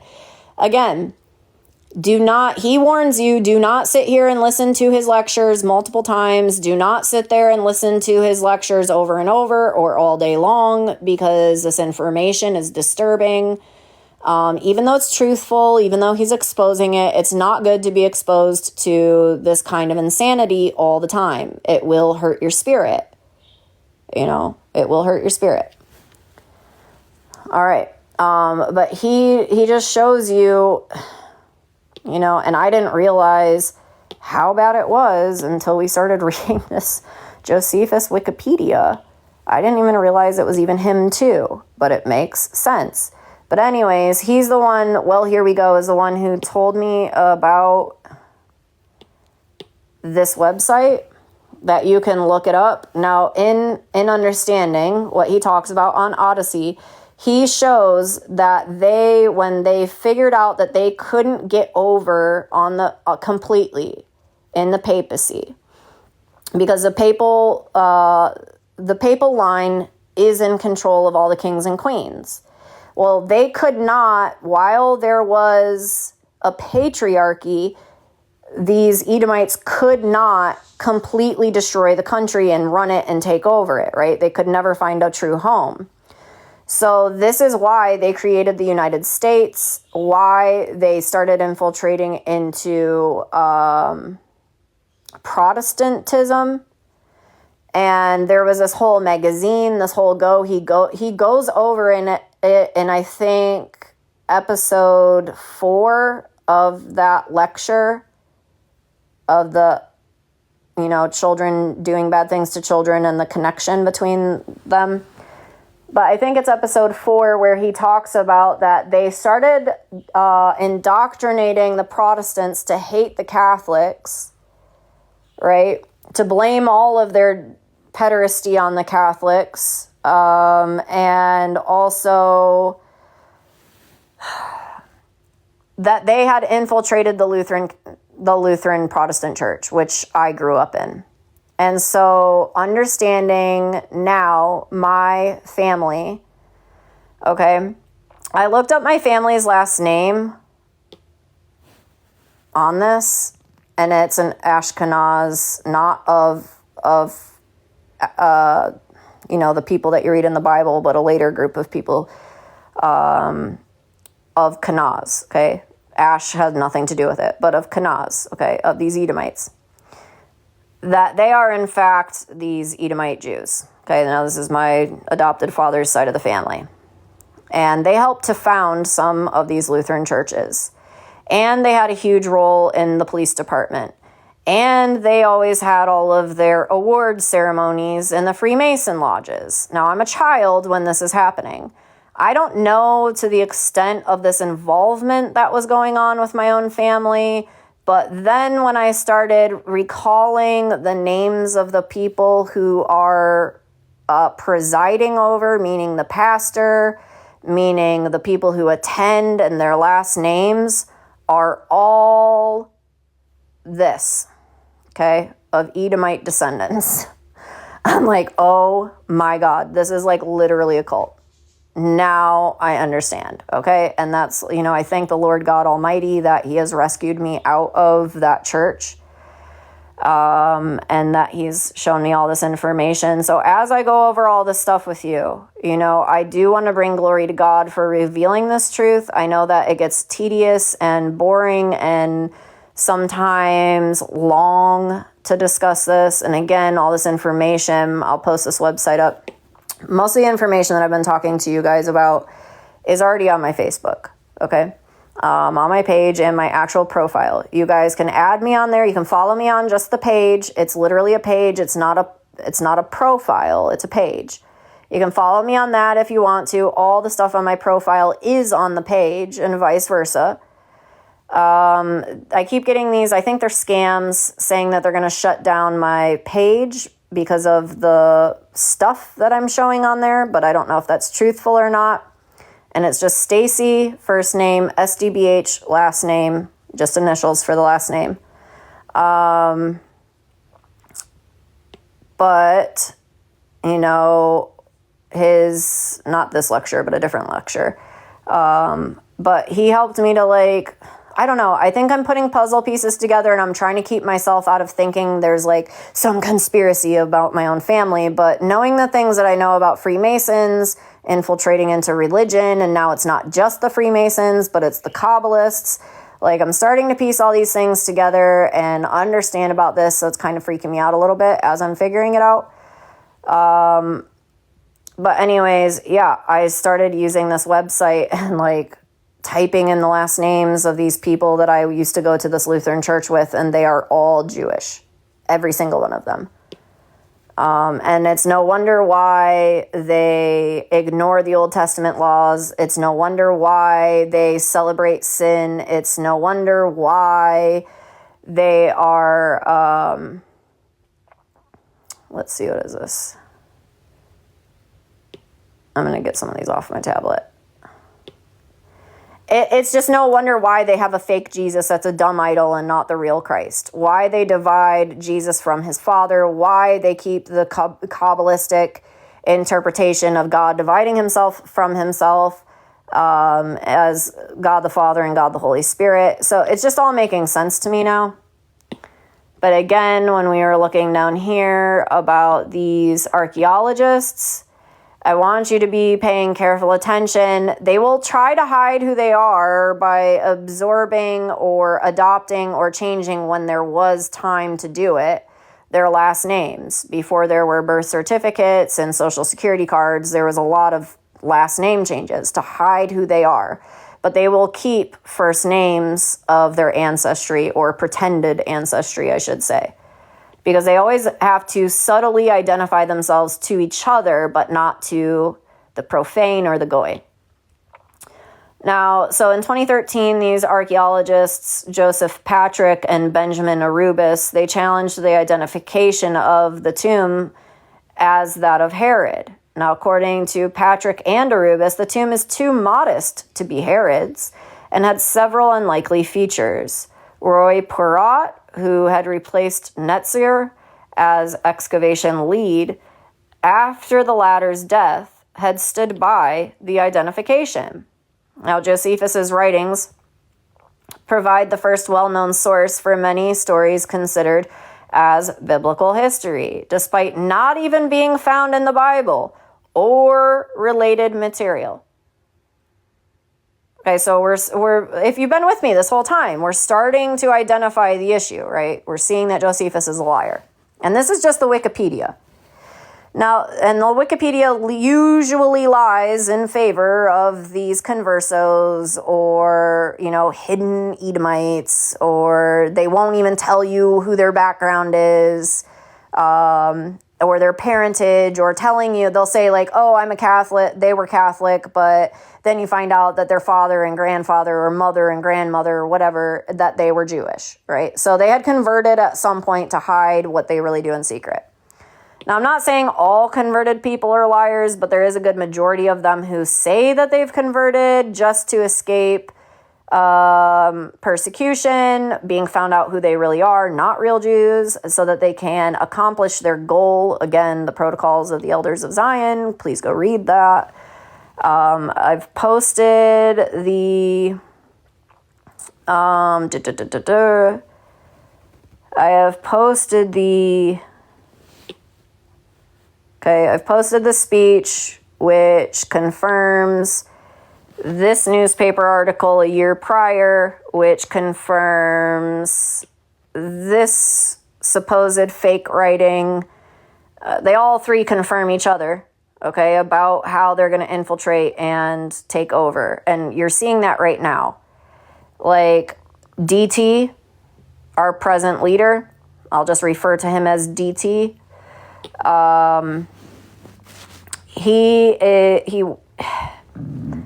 Dude, if they put on a yarmulke, who are they? If they put on the yarmulke as a Christian, you as a Christian who loves Jesus Christ, are you going to go hang out with a bunch of Kabbalah or Kabbalah rabbis, put on a head covering where even Paul says that that is a sin against God, to put something over your head while praying or preaching or teaching the word of God, and go to the Wailing Wall, a wall built by the cursed Canaanites, who are giants, and go and pray to the stone with these Kabbalistic rabbis? No. His daughter married a Chabad Lubavitch Jew.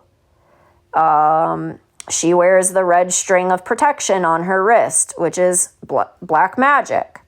It's identifying who they associate with. He's had all these rabbis, one in particular, many, but one in particular, who keeps talking about unifying us under these Noahide laws, and they're trying to make this an international law in this present moment, just FYI, which sets up their international court to the heads off of people who worship Jesus Christ as God, So if you say the name Jesus, you're going to die. If you say that you believe in Jesus, you're going to die.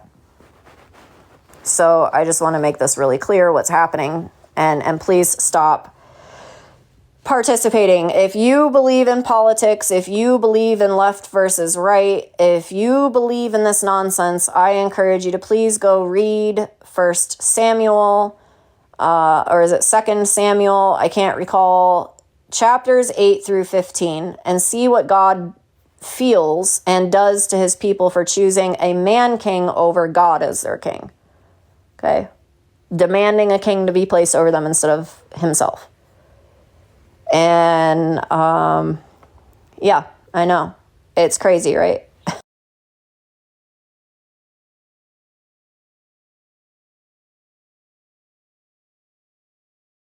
Think that this man is on their side, and he is not. All right. So to answer your question above, even though he tells the truth, so he tells the truth, again, he tells the truth about a lot of things, but he does inflate. The Wikipedia has already told you. He inflates, he exaggerates, he deceives. He's not forthcoming with the truth on certain things, even though, yes, he does testify that Jesus rose from the grave, He may testify this about the life of Christ, but it doesn't mean that he worships him. Doesn't mean that. Even the demons believe, right? Even the demons believe and they tremble about Jesus and being the Son of God. But it doesn't mean the demons are worshiping Jesus. Now, in that same respect, we're going to look at this as I stated earlier. The liars will lie. They are crafty and they are subtle. They follow after their father, the Nakash, the shining one, the serpent. It can be translated into either or, the serpent or the shining one, which is where they get the word Lucifer or light bearer, because he is the shining one. Light bearer also means shining one. And the word in the Latin is Lucifer, or Lucifer is how you would pronounce it. It's not a name. It's a description of what he is. So he is more subtle and more crafty than any of the creatures that God has ever created. And he's not going to come to you as a red guy with horns, scary looking, carrying a pitchfork with a tail. You know, he's not going to come to you looking like that. He's not going to expose himself either. And if we are just now here in America, I'm not saying it hasn't been figured out in other countries or that people in America haven't known for a little while, but right now it is coming to light about this question, right? Questioning of these Edomites calling themselves Jews. Okay? If we are just now understanding it's not Rome, they are the scapegoat for these Edomites, and we're now all understanding that the further you go down the rabbit hole, the more silent the T on the rabbit becomes, right? And so what's left? Rabbi. So again, this is why the building of all of the victimhood, this is why they're always trying to win sympathy, calling us their brothers, why they always profess certain truths, why they lie to us. It's their lie, our truth. They will tell us the truth about what we understand, but they will lie to us saying that they also believe in the truth when they don't. This is the same thing with the Zionist movement that I cannot say that word. Okay? So they are now the Rebbes, the rabbis, the revs, whatever the name that they go by according to whatever sect of Judaism. They are now, if you notice, how many videos have you seen on TikTok or Instagram or Facebook or wherever that you get your social media from, that they are now separating themselves from the Zionist movement? Do you know that that is a plan? That is a plan. They have already conceived, we would figure out they're not the real yous, that we would figure out that the fake yous, are the ones who had created the Zionist movement, that they are the ones, the movement is for a purpose, okay? It is to accomplish their goal of their paradise using the Romans, the dumb white goy, to accomplish their goal, to get their military base over there, to be able to extinguish whoever that they want with our support, Europe's support as well, and so that they can have their own paradise on earth. But do you remember the first brother who slain his brother with a rock? He was the first one to go out and build his own city, to build a permanent place to live. Okay? Why? Because he's not going to have a permanent place in the afterlife. So these are the children of Cain by how they live their life and how they choose to hate their brother and to slay them. So when you understand these things, that the deception is placed there so that we will have sympathy and aid them. How many Christian Zionists are there who are sending their money over there to do what? They think, oh, we're helping to support them. We're giving them the New Testament. We're giving them the teachings of Christ. No, you're not. You are supporting them so that they can live, not work, and have a free ride in life so that they can continue to practice their Kabbalism. What do you think that they're wandering around in the streets of Brooklyn or New Jersey or New York all day long, not having a freaking job? But how do they own all these businesses? Who's running their businesses? The women or the goy. And they take the money. They now have that, plus all of our tax dollars, and even overseas, okay, so that they can just live a life of luxury. They never work.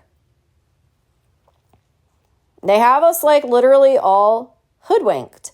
And now they are separating themselves from this movement to appear to still win the sympathy of the stupid Christians. They are separating themselves from the Zionist movement, pretending that they had nothing to do with it at all. Claiming that they've always been friends to the Palestinians. Claiming it's these heretics of the Zionist movement who are the ones who are the problem, who are the ones who are doing it. It's not them. Like, I'm not trying to be mean. And my husband said, you sound very angry and very hateful about this. And I said, I am angry about it. I am not hateful about it. I am angry.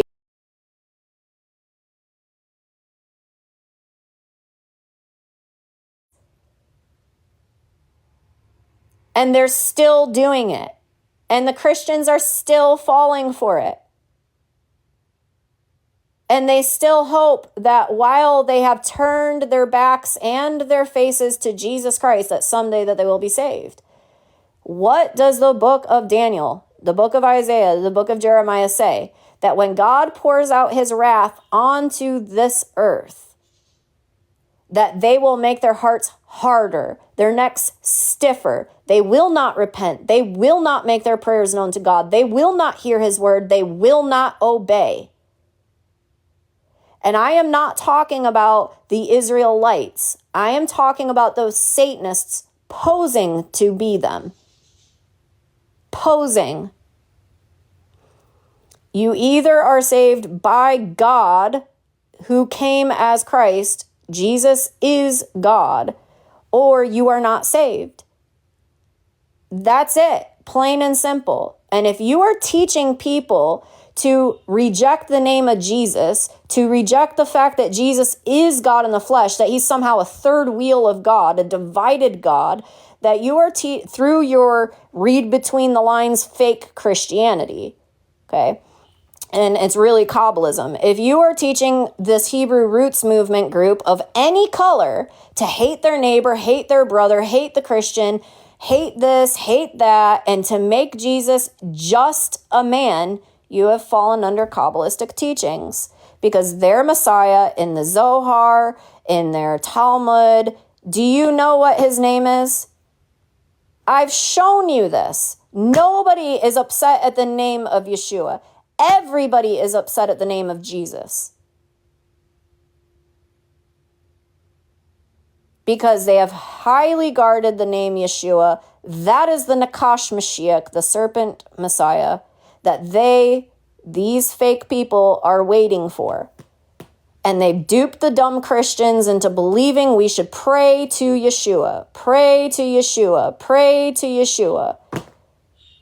Because they believe, they teach them, their people, that if they pray enough, if they obey their law enough, if they do enough good works, they can bring their Messiah in. And if the rabbis, who we know are the Edomite false teachers of Satan, are calling this guy Yeshua, the Nakash Mashiach, his name is Yeshua, and they are duping Christians into calling on the name Yeshua, forsake the name Jesus, they are inherently, ignorantly doing what they did with us with Christmas, doing what they did with us with Hanukkah, with Purim, with Valentine's Day, St. Patrick's Day, with Easter, with every man-made holiday, January 6th. That's the feast to the triple goddess. Insurrection Day, they call it now. Okay, and they want you to remember it. Remember it, right? So with all the things that we've been duped with all these satanic holidays in the name of God, do you think that they're not going to deceive you? How long has been people calling Jesus Yeshua?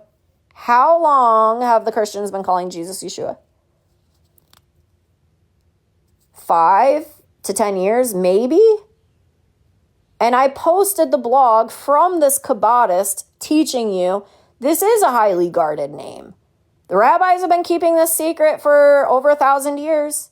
Now all of a sudden it's released into Christianity and everybody's crying out this name because you are ignorantly, inherently helping them to bring in the Antichrist, right? We're summoning him. We're giving him our spiritual energy. And that's what they tell you, like Christmas, like you shouldn't even support Christmas, right? Jesus was not born in the dead of winter. That's when all of the rest of the gods of all the rest of the world were born. All these demigods, all these Nephilim gods, all these demons born into this earth, right? We all know this. So if you understand that you shouldn't be keeping Ishtar Easter and Antichrist Christmas, and even participating in such a thing or observing the day, right, that is helping to worship heathenism, hive mind, joining with them to be a hive mind, to bring your energy with their evil energy for this deity. It's receiving your ignorant worship. Then why would you come into a verbal agreement with them by crying out the Nakash Mashiach's name. This is why I can't get duped into that crap. This is why I pray that you are really considering these things. Look at the evidence that I provide you. Why would they tell you? It's the revelation of the method. They reveal the truth to you to see what you will do with the truth. If you're just going to shrug it off, if you're not going to, what's the word that I'm looking for? To abhor it from your heart and express that abhorrence through your mouth. To see if you're just going to let the lie be spread, because letting a lie be spread is the same as telling the lie. Participating with the lie and spreading the lie.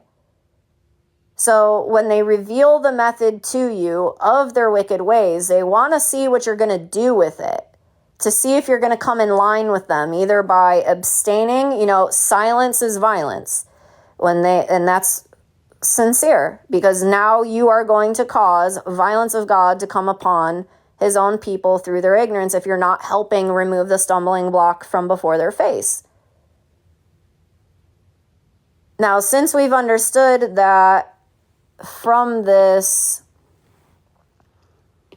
encyclopedia of their own people, that these Edomite Talmudists who have turned to satanic Kabbalism are waiting on Yeshua, the Nakash Mashiach, that this is real, because this confirms it, and their own rabbi confirms it. Okay? If we're understanding that this is all the truth, it is your duty as somebody who is a real believer in Jesus Christ, God in the flesh, that we stop participating with all of the nonsense, to give our spiritual energy to pray to a serpent Messiah, to be friends with these liars, pretending that they are the children of God, to adopt their ways. Jesus tells you to test every spirit. He tells you to read his word, test every spirit, including your own. Use the law as a mirror against your own self. Okay? And I don't just mean the 613 laws. Look at the 10 commandments. Understand what they mean. Understand them. And test your spirit. Are you for that? Are you willing to participate in it? Or do you abhor it? Do you hate the righteousness of God? Do you feel that it's not for you, right? If it's not for you, if it doesn't pertain to you, if God is changed, and the Bible says God is never changed, if you are ignorant of the scriptures, you will fall for anything that anybody will ever tell you. This is why God gave you his word, so that you will not be deceived. This is why the darkness always gets exposed, so that he can save his people from it.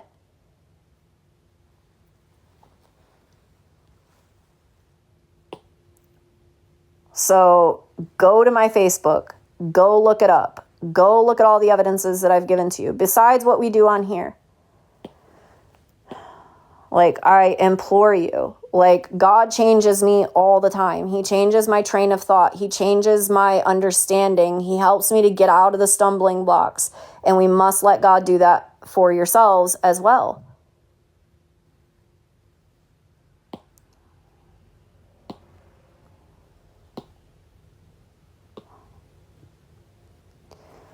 Now he tells you, Josephus's writing provide the first well-known sources for many stories considered as biblical history, despite they cannot be found in the Bible, or even related material to the Bible. Now, these include Ishmael as the founder of the Arabs, the connection of Semites, Hamites, and Japhites into classical nations in the world, and the story of the siege of Masada. Because what's coming out of the Hamites, Japhites, and the Semites, the true Semites? What is happening? People are saying that these are the white people. They're saying that the Asian people, the white people, and the black people, that they are all from these different sons of Ham. And that's why we have different colors of people. because they're not doing genetic research. They're believing fables, like Paul warned you against. Don't believe in Jewish fables. Paul warns you about these endless genealogies. Don't take care to hear what these fake, the circumcision, don't take heed to what they say about their genealogy. We're not supposed to take heed to those things. So if you actually study the true genetics, what they call supposed Cro-Magnon, they all have light skin, light hair, light eyes, and those are the people that are found near the actual real ruins of Noah's Ark. And I've noticed that because of where they live, that's the only reason why the colors of the people, their hair, their eye color, everything changes because of the amount of sun that they receive or don't. And these people married into those people, and those people married into those people, and those into those, and those into those, and so on and so on and so on. There is no original, any kind of race. None. Now, Josephus's original audience. Scholars debate about Josephus's intended audience. For example, the Antiquities of the Jews could be written for the Jews. A few scholars from Lacour onward have suggested that Josephus must have written primarily for fellow Jews, if also secondary for the Gentiles. His preface that we read yesterday literally tells you he is correcting all the lies of the Romans and the Greeks and to teach the Romans and the Greeks the truth. That's what he says in his introduction to his letter of the Antiquities of the Jews. Now, it says, the most common motive suggested is repentance. In later life, he felt so bad about the traitorous war. Remember, he abandoned his own Jewish people and left them for Rome, that he needed to and he helped to commit a pact of suicide. Everybody that got trapped in the cave with him, he was like, let's draw lots and we'll just all start killing ourselves so that we aren't taken by death through the Romans or enslaved by them. And him and some other guy were the last two left, and he just bends the knee to Rome. So he's a coward. He gets everybody to kill themselves and then bends the knee to Rome. Now, however, he feels like he was a traitorous in this war, that he needed to demonstrate his loyalty to his Jewish history, law, and culture. However, Josephus's countless incidental remarks explaining basic Judean language, custom, laws, assume a Gentile audience. He does not expect his first hearers to know anything about the laws or Judean origins. The issue of who would read this multi-volume work is unresolved. The possible motives for writing the Antiquities could be to dispel the misrepresentation of their origins, or as an apologetic to the Greek cities of the diaspora in order to protect these Edomites, and to Roman authorities to gain their support for these Edomites facing persecution. So basically what they're saying is that they don't know who he's writing to, and it could be just so that he could win sympathy and favor. And huzzah, they've been doing that for 2,000 years. Now, the literary influence, and again, not the real use, but these Edomites pretending to be used because they came into the land and were forced to circumcise and obey the laws of God and to falsely convert, and they are the overpassed brother who is still trying to obtain God's inheritance again through evil means, covetousness. Now, Josephus was very popular a very popular writer with Christians in the 4th century and beyond as an independent source. Okay, independent sources are not good. You always compare source to source. To the events below, during and after the life of Jesus of Nazareth. Now, Josephus was always accessible in the Greek, reading Eastern Mediterranean. Now, again, by the time Josephus comes, the Greeks are already profaned in their culture, religion, theology, everything because of the Persians.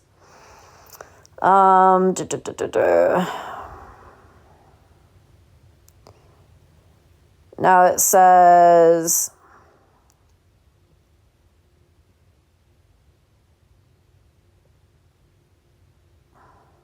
We use Josephus as the independent source.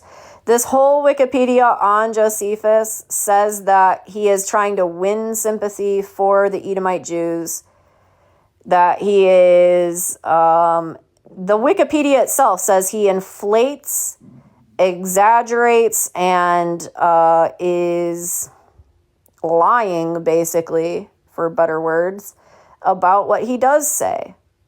Okay, so it's telling us that he's a liar and that he forsook his own people for money and fame and wealth and power. Now it says his works are translated into Latin, but often in abbreviated form, such as Pseudo-Hegesippus's 4th century Latin version of the Jewish War, or Bellum Judaicum. Christian interest in the Jewish war was largely out of interest in the downfall of the Jews in the Second Temple, which was widely considered by Christians to be the divine punishment for the crime of killing Jesus. Literally, Jesus tells you that. Improvements in the printing technology of the Gutenberg press led to his works receiving a number of new translations into the vernacular languages of Europe, generally based on the Latin versions. Only in 1544 did a version of the standard Greek text become available in French, which was edited by the Dutch humanist Arnoldus Arlenius. The first English translation by Thomas Lodge had appeared in 1602, with subsequent editions appearing throughout the 17th century. 1544 Greek edition formed the basis of the 1732 English translation by William Whitson, which achieved enormous popularity in the English-speaking world. It was often the book, after the Bible, that the Christians most frequently owned. Now, Whiston had claimed that the certain works by Josephus had a similar style to the epistles of Paul. Now, later editions of the Greek text included that of Benedict Nice, who had made a detailed examination of all the available manuscripts, mainly from France and Spain. Henry St. John Thackeray and successors as Ralph Marcus used Nice's version for the Loeb Classical Library. Now, I'm pretty sure that Well, Here We Go had mentioned something about Benedict Nice.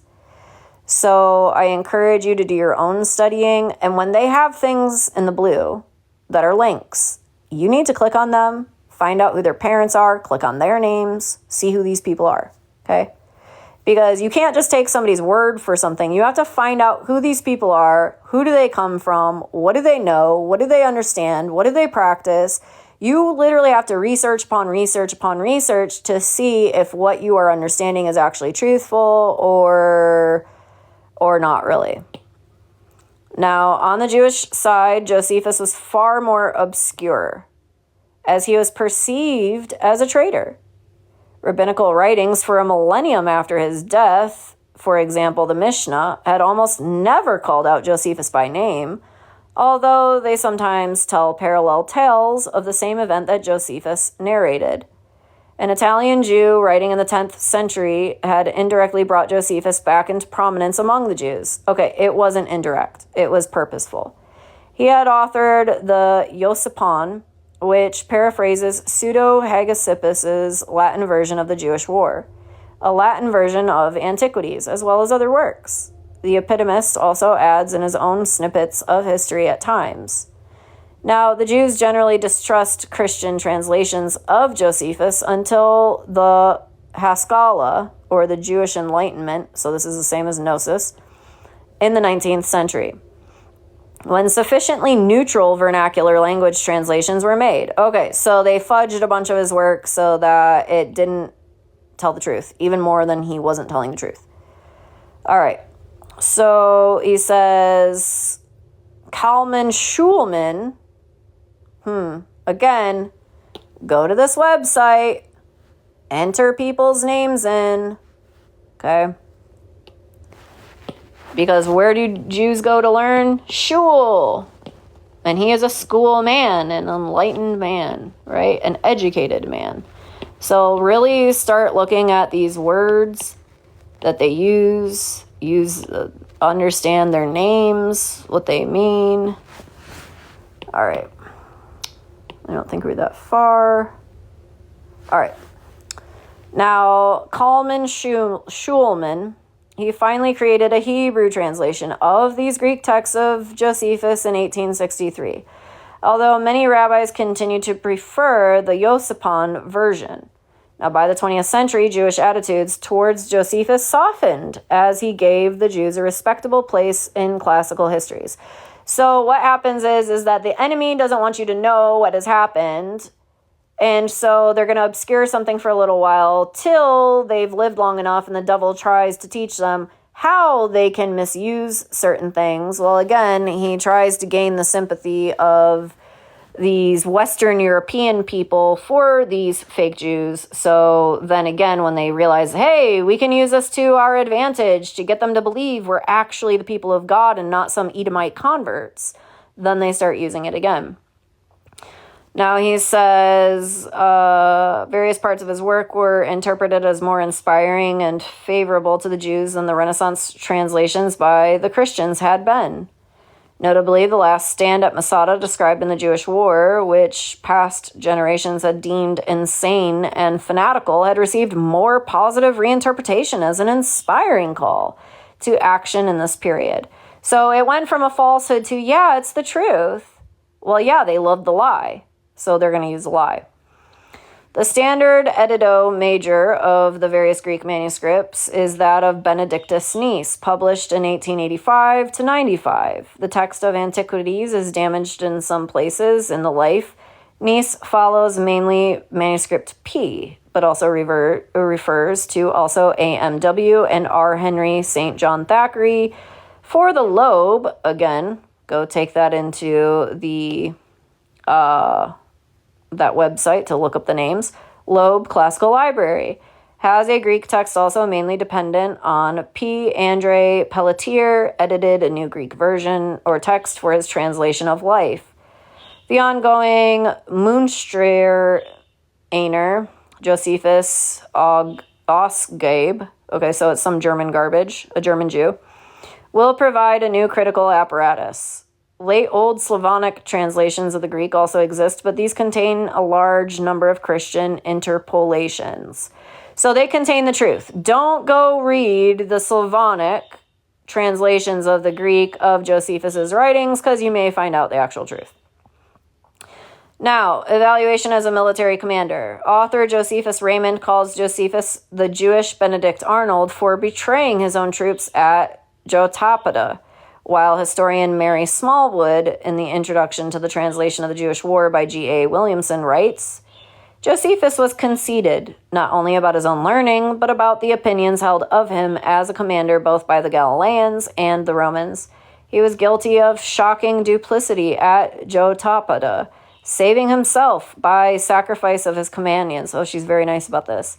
He was too naive to see how he stood condemned out of his own mouth for his conduct, and yet no words were too harsh when he was blackening his opponents, and after landing, however involuntary, in the Roman camp.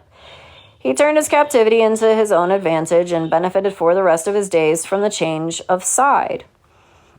Now, historiography of Josephus.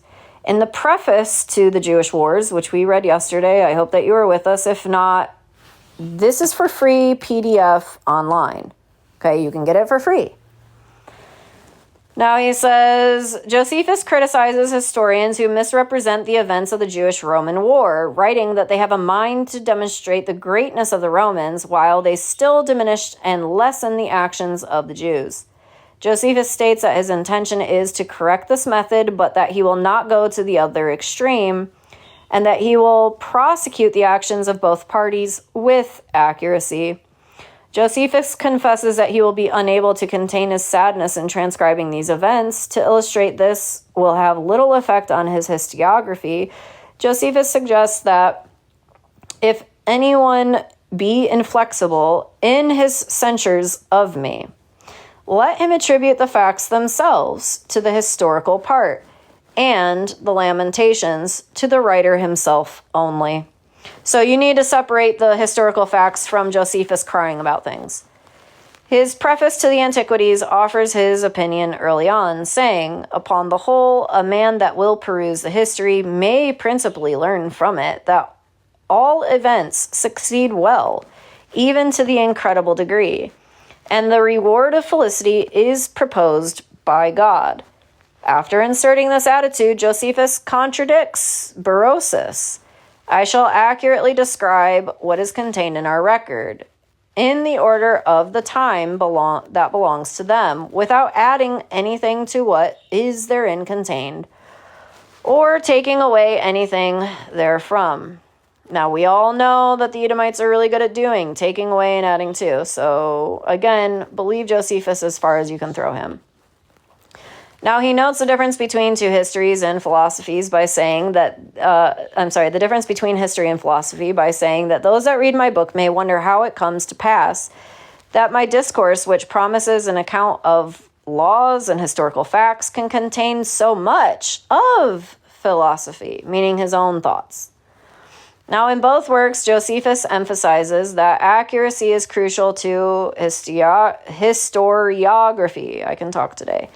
Lewis H. Feldman notes that in Wars, Josephus commits himself to critical historiography. I can't say that word, sorry.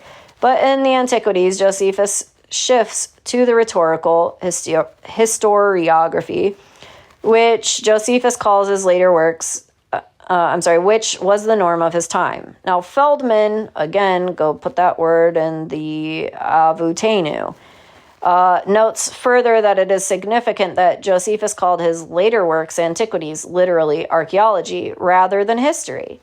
In the Hellenistic period, archaeology either meant history from the origins or archaic history.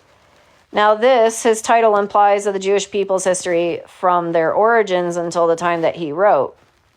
This distinction is significant to Feldman because in ancient times, historians were expected to write in chronological order, while antiquarians had wrote in a systematic order, proceeding topically and logically, and include all relevant material for their subject.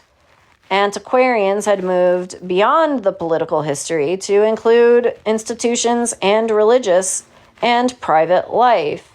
Now, Josephus does offer this wider perspective in Antiquities. Now, the works of Josephus are major sources of our understanding of the Jewish life and history during the 1st century. Wars of the Jews, the Jewish War. Jewish Wars, or History of the Jewish War, commonly abbreviated JWBJ or War. The Antiquities of the Jews. Jewish Antiquities or Antiquities of the Jews, Jewish Archaeology, frequently abbreviated AJ, AOTJ, or Ant, or Antic. Now, and that's in 94. So 75, he writes about this war that he was in 69 through 70 AD with these Flavius family. And then 94, he decides to go back and write about his history. And we're going to see how actually truthful he is. Now, Flavius Josephus against Appian, contra Appianum, or against the Greeks on the antiquity of the Jewish people. Now, again, if you go look at the Romans account, the Grecian account of the Jews, it's going to be vastly different than what the Jews write for themselves. The Life of Josephus, the Autobiography of Josephus, the Abbreviated Life, or Vita.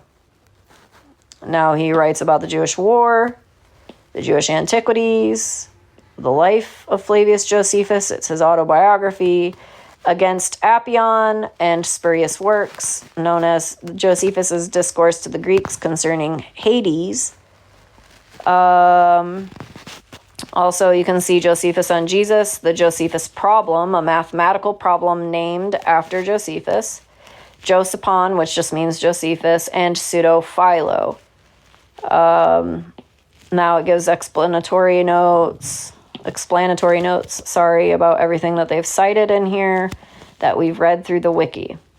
And then they give their cited sources from all of these different books or theses of what these people have written. Now, again, down here for the reading, you can read through all these people and what they've wrote about him, besides the bibliography that he has given. There's also these external links that you can click on to check about what the world is saying about him or have uploaded on the internet. And then the other Okay.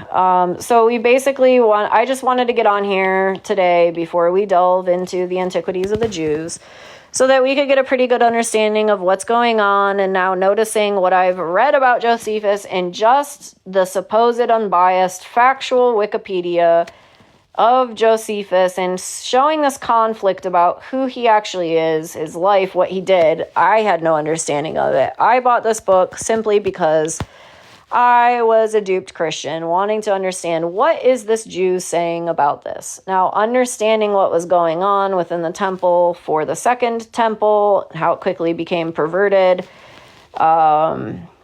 understanding the greatest apostasy to Judaism after the second temple destruction that has ever happened. Now understanding the history of Edom. Again, you guys can get these things. If you cannot find books, archive.org, good source. This is where I get my information from. Again, it's been bought out by the Edomites, and they're not just they are taking some works off of there, but they are also in your search bar on their website. They are using keywords, key terms, key phrases, sentences, book titles, and they are not allowing you to search by these things in their search bar. You cannot find certain works by certain people anymore because they don't want you to have access to it. It doesn't mean that people have not uploaded it to their website for you to be able to have access to, because they have, but certain things they are still hiding. Now, again, for the revelation of the method, they are still allowing things like this. They are still allowing things like this. They are still allowing things like this, okay? Because they cannot, by law, by God's supreme law, they do have to make themselves known. Jesus says to seek the truth, knock, and it will be opened. Seek, and you shall find. So Jesus tells you that he will provide you with the truth. The darkness will come to light, so they can only obscure certain things for particular time periods. Now, any of this information, I'm actually going to take this. We're going to go here. You're going to have to figure it out for yourself, I think. Okay. Over here, that's where you're going to click to find out the names. For anybody that you're using as research, bibliography, copy. And then I'm going to put it on Facebook real quick for you guys.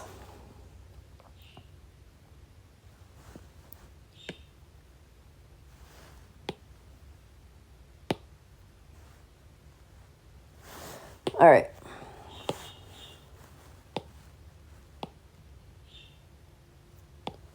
Again, it's not to be, let me type. I can't type holding my phone.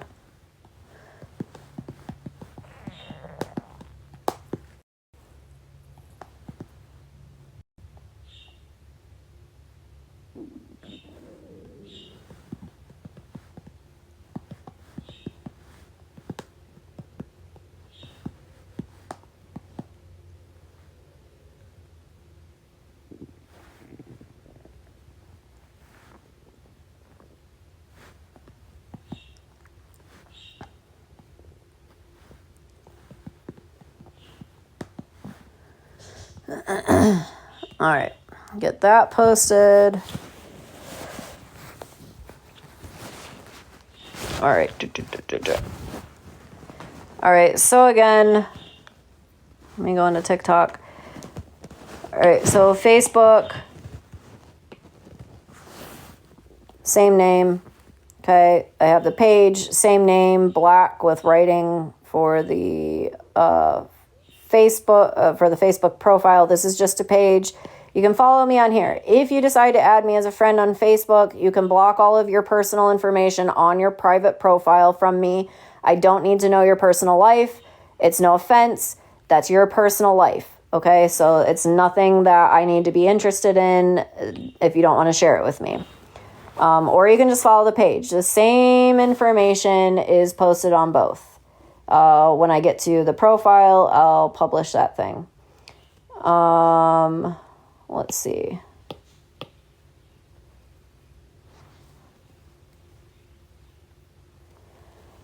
And I believe on there, I'm going to post, I think I'm going to just post that, well, here we go. You'll have to just go find him yourself. Okay, so like on here on my Facebook, like everything except for Discord, I don't know why it didn't like post a link. Maybe I typed in the page, the tag or whatever the thing is called. Maybe I posted that wrong. But like everywhere that you can find me, I have certain information on some things. Most things I don't have any information on. It'll just be like one dumb post, like of a video or something. But most of my stuff you will find on TikToks. Okay, so again, I've got all these different TikToks. One I think is one of my kids, or I don't remember what it was. Maybe something I got locked out of, but whatever, my keychain when I used this. Yeah. Okay. So, like, those are all my TikToks. Again, this third one is, like, about to be banned. No, I'm not confirming the use of that. So the third one's about to be banned. I did post this thing. I'll probably just go post it over on my Patreon. Oh, no, wait. I think it's 11 minutes. I can't post it on Patreon. Maybe I'll post it up on my Odyssey if it allows more than 10 minutes. I don't know. Patreon's being weird. It won't let me upload anything more than 10 minutes. But you can look this up. Michael Hoffman, Revelation of the Method. There's like many videos about it on YouTube. You might have to scroll down for a little while because they're suppressing this information. It's like an 11-minute some odd second video, and it's a lady who introduces him and is interviewing him. But the information on there is super beneficial. When I was talking to you about the Shekinah glory, that person was in here. I don't know if they're still in here. That was talking about Jesus is the Shekinah glory. No, he is not. This expresses to you when the Friday night Sabbath came in, according to Jewish sources. That was about 500 years ago. And it is to glorify the Kabbalistic takeover of the Talmudic Judaism and their celebration of God the Father fornicating with God the Holy Spirit, the female side of him, to become one God again. God does not fornicate, though, right? To say that God fornicates, it makes him less than. It's like a 4-minute video. When the chick comes on, it's super loud. Beware, like, a little bit into the video, it gets really loud, so don't have earbuds in when you listen to it. Do not listen to this around your children. It's not that it's inherently terrible, but it's just not for children's ears. I don't know if any of my other pages kept it on. Probably not. Of that revelation of the method. I think the revelation of the method keeps getting banned on everything.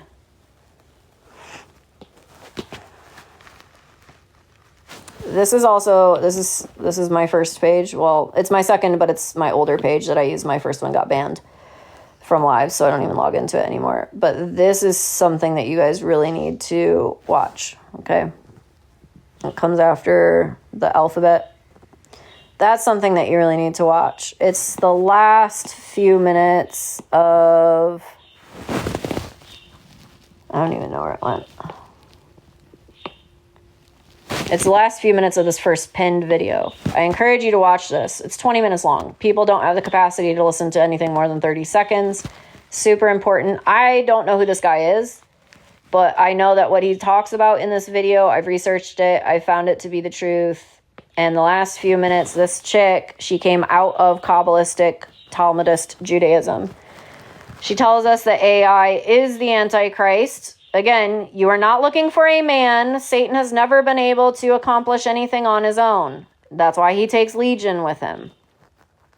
So she tells you that according to the Talmudists, according to the Jews, according to the Kabbalists, that AI is the Antichrist and it's in your hand. Okay? This is why people are getting possessed by their phones. Literally, they can't put it down. They can't not use it every single day of their life. They freak out if they don't have it. It becomes this obsession and a compulsion and an addiction. Again, through the radiation, through the entertainment, through the witchcraft, all of it. I've been warning you guys about this. I think TikTok is probably one of the worst. Even though it reaches the most people, it is probably literally one of the worst apps that I've ever used for social media, where I see people being crybabies, snitches, always trying to get people banned, arguing, hateful. Like, the hate I've found is pretty bad on like Facebook. But you really want people to hate you and cuss you out and call you names, get on TikTok. That's why I don't do the arguing with people or adding people on my lives, because that's all they do. They need to be right. They need to be superior. They need to argue. They want to fight. So that's why I don't do that. There's certain things on here that I cannot, sorry, I don't know why I clicked into that. There's certain things on there that I cannot personally post. Okay. There's just certain things I cannot post on certain apps. I try to post all the stuff on my Patreon as much as possible, things that I cannot post on TikTok, or things that they take down from my TikTok. Like, I can't post this kind of crap. Okay. I think I had to do it in parts. Okay, you can go look her up on YouTube. Anything that I get is like off of YouTube, and then I go back and research it to make sure that I can find it. Like, I'll go online. I will literally go and try to find whatever evidence is that they provide in their videos to make sure that it's truthful before I bring it to you. Again, they're broken up in parts. Some of the stuff you can't even, like, I've taken it off TikTok and you can't post it on TikTok. Yeah, truthful.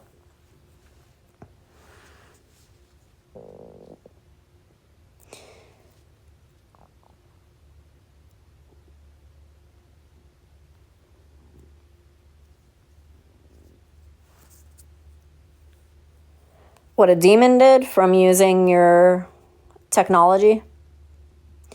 And so you see, like, when you hear these people, especially Ifan Musk, right?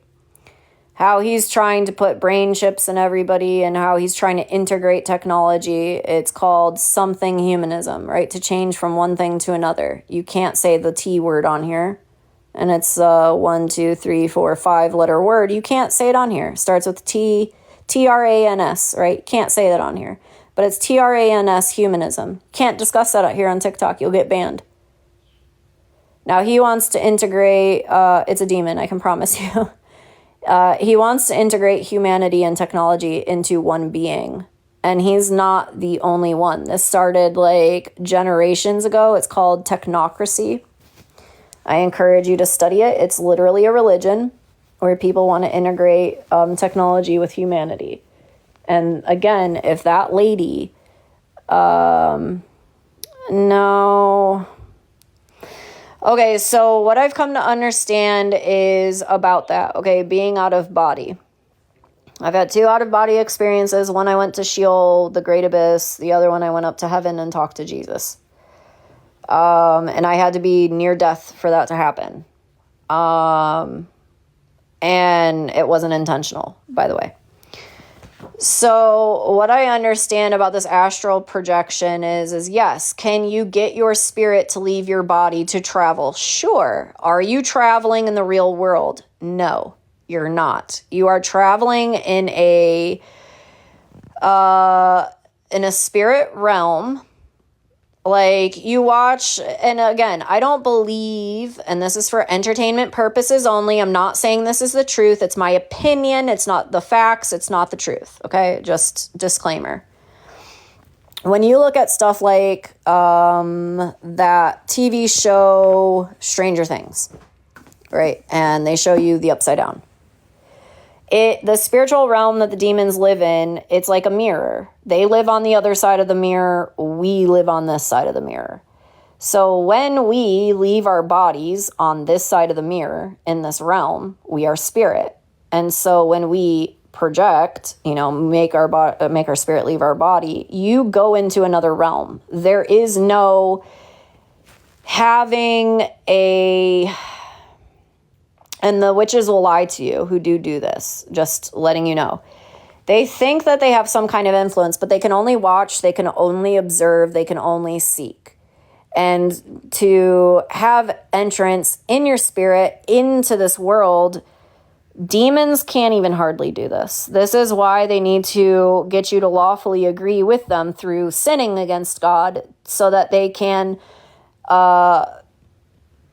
come into your vessel to come into this world. Notice that when the demons in the man, they call themselves Legion, and they beg Jesus not to appoint them to judgment before the time, but to cast them into the pigs, and then they cast the pigs into the water so that in the spirit realm, in the other side of the mirror, they can then go find somebody else or something else to possess. So people glorify through movies and TV shows the ability of mankind and demons, and by this to glorify them by giving them too much to give them too much power in their own minds, or think that they have certain abilities that they don't have. I want us to understand that the reason why the demons appear to us as shadows or opaque things, or they disappear when you call in the name of Jesus, is because that's what they are. They're just shadows. They are just shadows of their former selves. They're just spirits. And some of them interact, sure, but they have to be born through into this realm for them to be able to interact. I've never had this experience of witches ever coming through anything to visit me. I've had demons come visit me, for sure. When I was little, it started happening when I was little. There's this phenomenon, I can't remember the pretend medical excuse for it. I don't know how many of you in here now, when you're looking at things, just your eyes are open, you're looking, you're reading, do you guys see the static too? Do you see the black and white, old TV kind of static, or no? Not all people can see it, but some can. And I've noticed the people who do see that black and white static are those kinds of people who can see through the veil lightly, right? Looking through a glass darkly is a famous phraseology that they will use to be able to see into the spirit realm. But not all people have it. I don't think it's a gift. I don't think it's a good thing. Right, so some people do see that, some people don't, right? And sometimes it looks like static, sometimes it looks like dots, sometimes it looks like zigzags. I do know that I get spiritually oppressed sometimes, where I will lose vision in my right eye, no joke, and I will see nothing but static or black and white zigzags. Everything's always in black and white. But I do know that, through traumatic experiences, and that's why they use trauma, through near-death experiences, that's why they use near-death experiences, that you will be able to gain some sort of access or have some kind of foresight or sight or the shine or whatever stupid terminology that they use for it to be able to see demons. I don't know. I was babysat by a child abuser. I was babysat by so many people, who knows what could have happened. But I always had these nightmares as a child of this large hand coming down, crushing me and killing me. I saw my supposed dead grandpa, which wasn't my grandpa, because as soon as I screamed out, me and my sister saw him at the same time. We both screamed out. And we're on bunk beds. So it's not I looked and screamed, she looked and screamed. We both screamed at the same time because we both saw him and confirmed in another that we saw him. And once he heard us scream, he the look on his face was shock, and he just disappeared.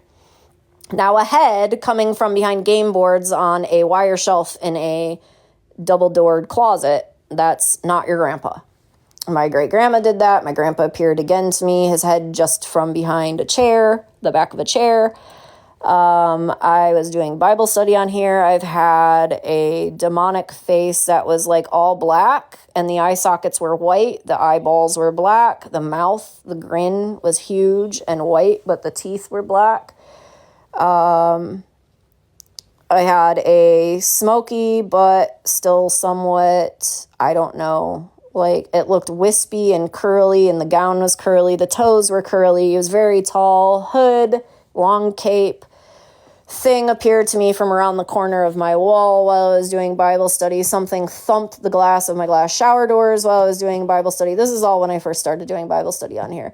And they're always sent to distract, to scare, to frighten. They come to me in my dreams. One, I was oppressed and I couldn't even open my mouth while this bighorn demon was like drawing closer to me in this realm. I don't know. It was just like white and gray and black. And so I was in my dream, or in this, I don't know. I don't think it was a dream. But in this state that I was in while I was asleep, I'm trying to cry out Jesus, but I couldn't open my mouth, so I screamed it from my heart, and he got scared, and he backed away and poofed into this cloud and disappeared.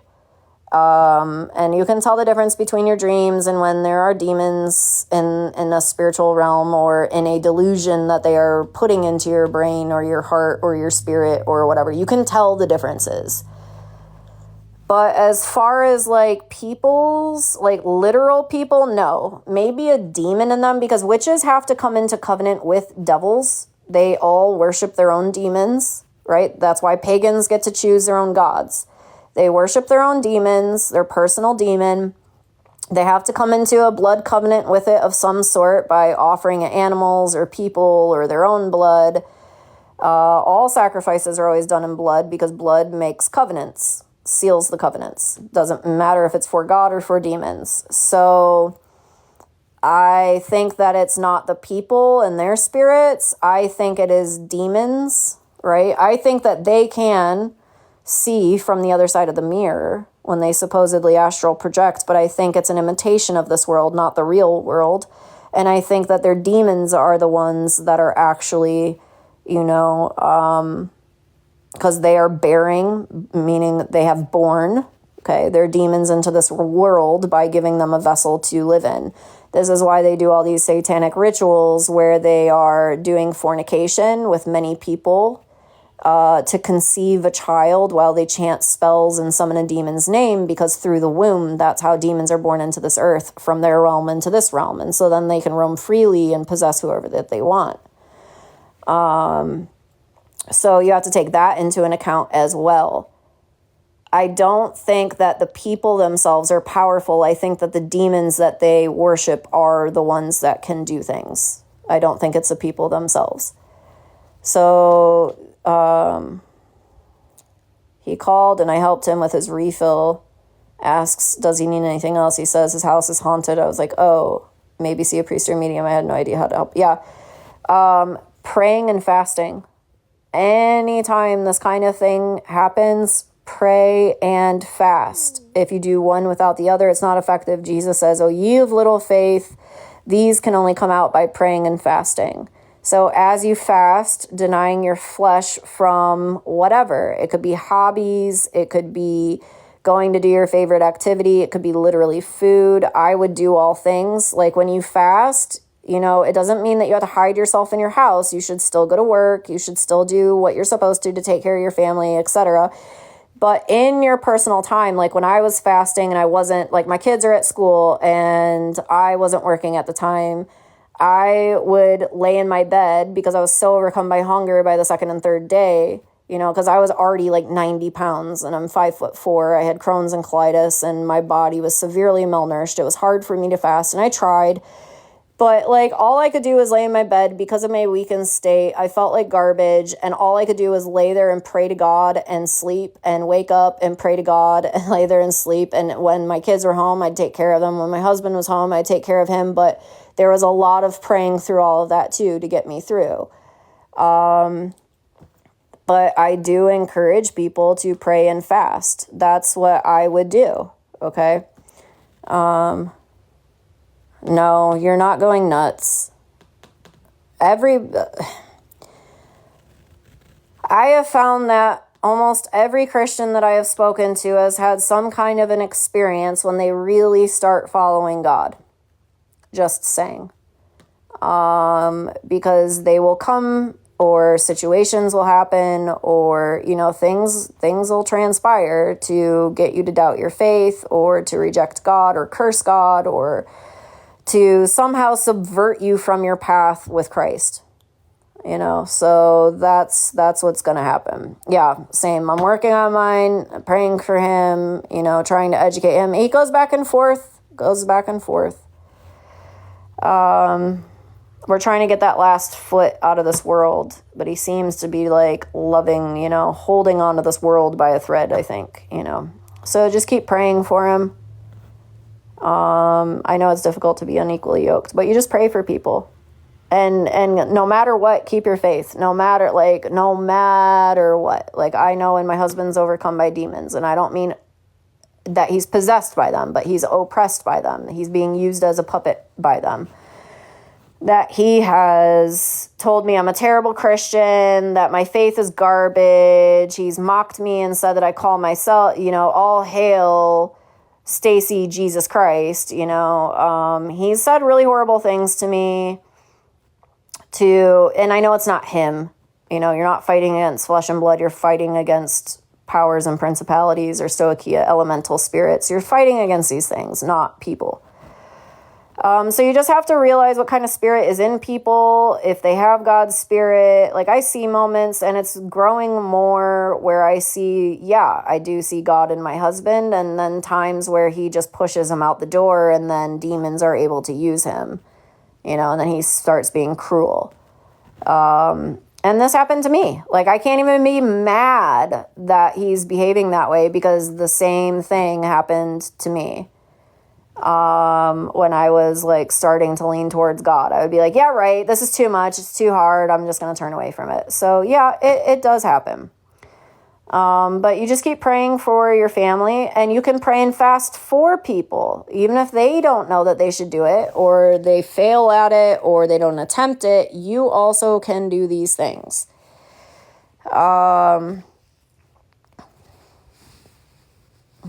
Yeah, truthful, Jojo. But always make sure that you recall to pray and fast, and if people ask you for help, tell them to do that as well. That's the greatest success, is denying your flesh. And when they say, well, fast from what? Fast from your sins. Fast from feeding your sinful flesh. Fast from sugar or anything pleasant. Eat necessary foods. Drink the necessary water, but fast from anything that you take pleasure in.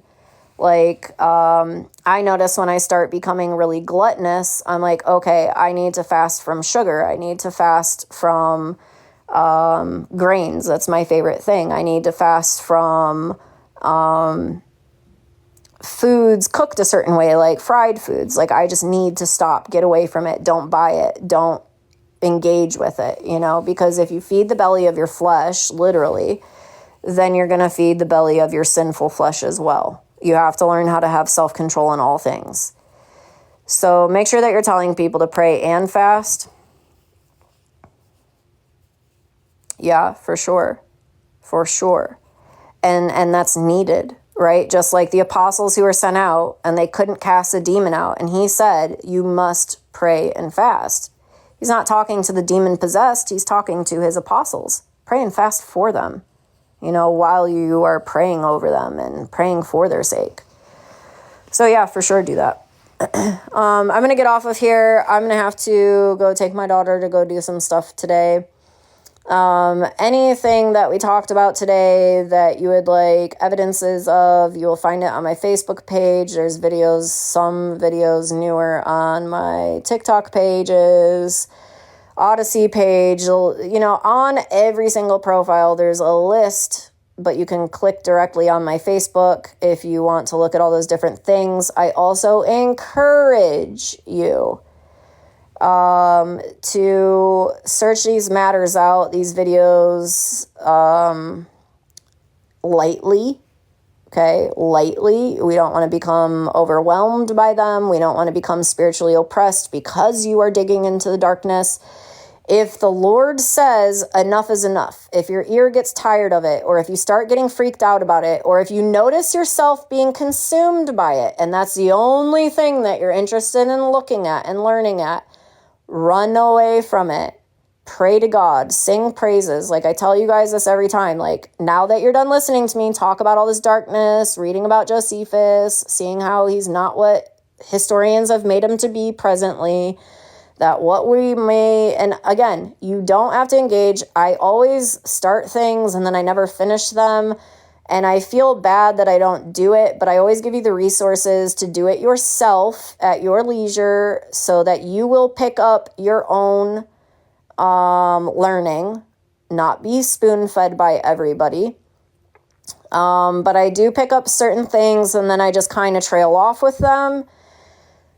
Because if they're extra biblical, are they really that important? No. So outside of that time of reading the Bible, outside of work, that's to do at your leisure. I will post up the free PDF of this book on my Facebook so that way you guys can read it for yourselves. If you miss something that we read, I posted that Avutenu website for when you're researching on Wikipedia or when you're listening to, and I encourage you, listen to Well, Here We Go. I don't care if you do it on BitChute, Rumble, or Odyssey. Most of his stuff that he has on Odyssey is not on BitChute and Rumble. And the stuff that's on BitChute and Rumble, you cannot find on his Odyssey. I'm not sure where his main hub is, where everything is at, or when he does lives, or if he's doing lives. I don't know. I just happened upon him on a YouTube channel and then went and found him on Odyssey so I could listen to him while I'm working, besides my prayer music, or audiobooks of the Bible or other books outside of the Bible. So I just started listening to him. He's very diligent, very concerned with your spiritual health as well as when you dig through those things. That's why I told you, if you look at his first video of his most recent 13 lectures, 13 portions of his lecture, he tells you in the very first one, do not sit here and obsess about this. Do not keep going over the information, researching more and more. Learn what you need to know so that you know the truth and keep going and get out of the delusion. Don't participate with it. Make sure that you are rejecting these things that you learn about from your spirit, declaring it out of your mouth to God, so that you are not coming in line with them. And so I'm going to say the same thing. Please be diligent about your soul.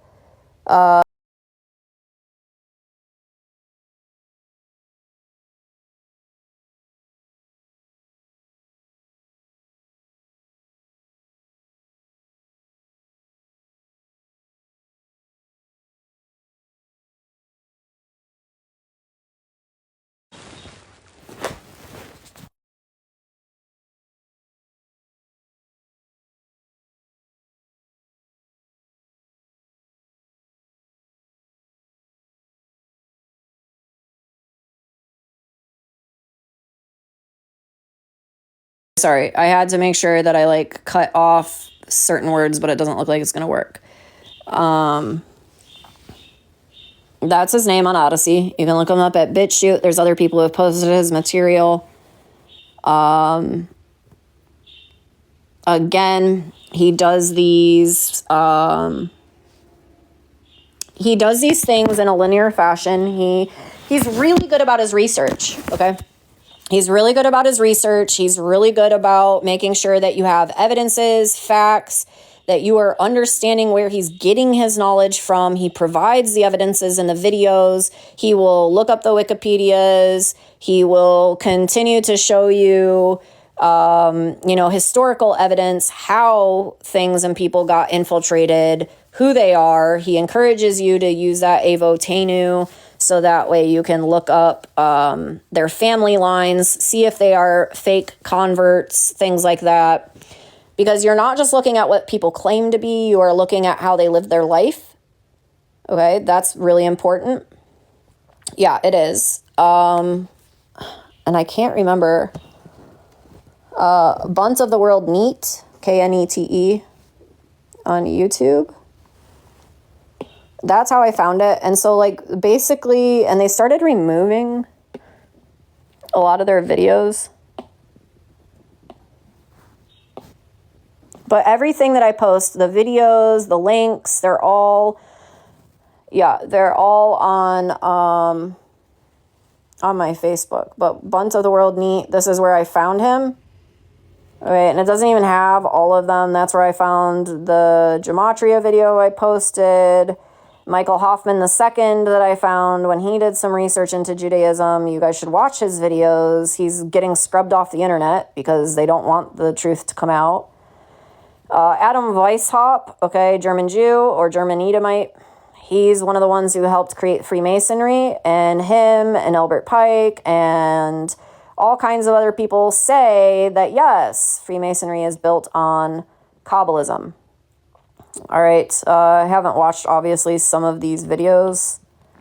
This book you guys should read. So if you want to understand how these Edomites infiltrated the papal line and became the Jesuits, even though there's laws in the Catholic Church by the popes themselves to prevent Jews from entering in to the papal line, into the priesthood, into the Jesuit army. They just fake convert, because we all know, and Well Here We Go tells you this, they all say that they're converting because Catholics, their goal is to convert every single person to Catholicism. And not everybody's truly converting. So if they aren't really converting and just saying that they're Catholics and they're joining in, and you can tell he gives you, and this is in his Odyssey page that I showed you. I already have the restrictions, so I guess we're just going to go with it.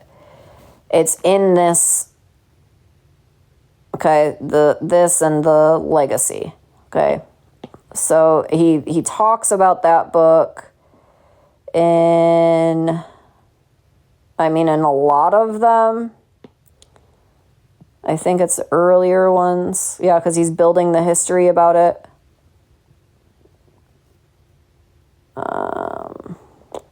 Maybe 4 or 5. It might be in one of those. But he does discuss it. He shows you the books he uses too.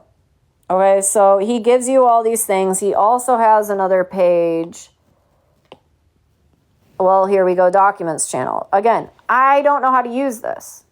Because, like, you click on it, it's like, oh, you can't find it on here. You got to go to the website. Then you click the website, and then it's going to say, can't display the information. Or it'll just be some random weird thing. Okay, so, like, he just takes a picture of the book, and he uploads it.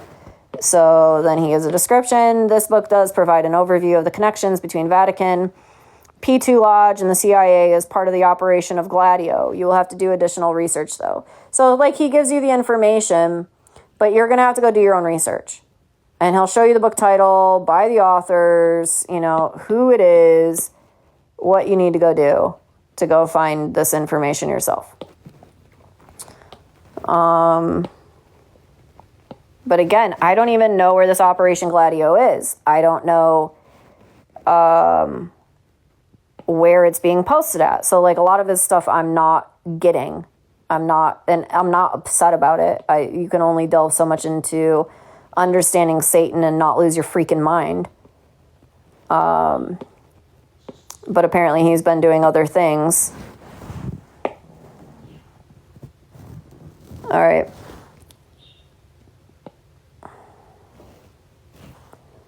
There are no comments. Can't be viewed. So a lot of the stuff on the Odyssey app, you have to go directly to. All right, so he says fish eaters. Like, for instance, this. How they changed Catholic thinking from Look magazine, volume 30, number 2, by Joseph Roddy. Okay. So, again, he provides you with certain articles. You'll have to go look them up for yourselves. He gives you the sources that he uses.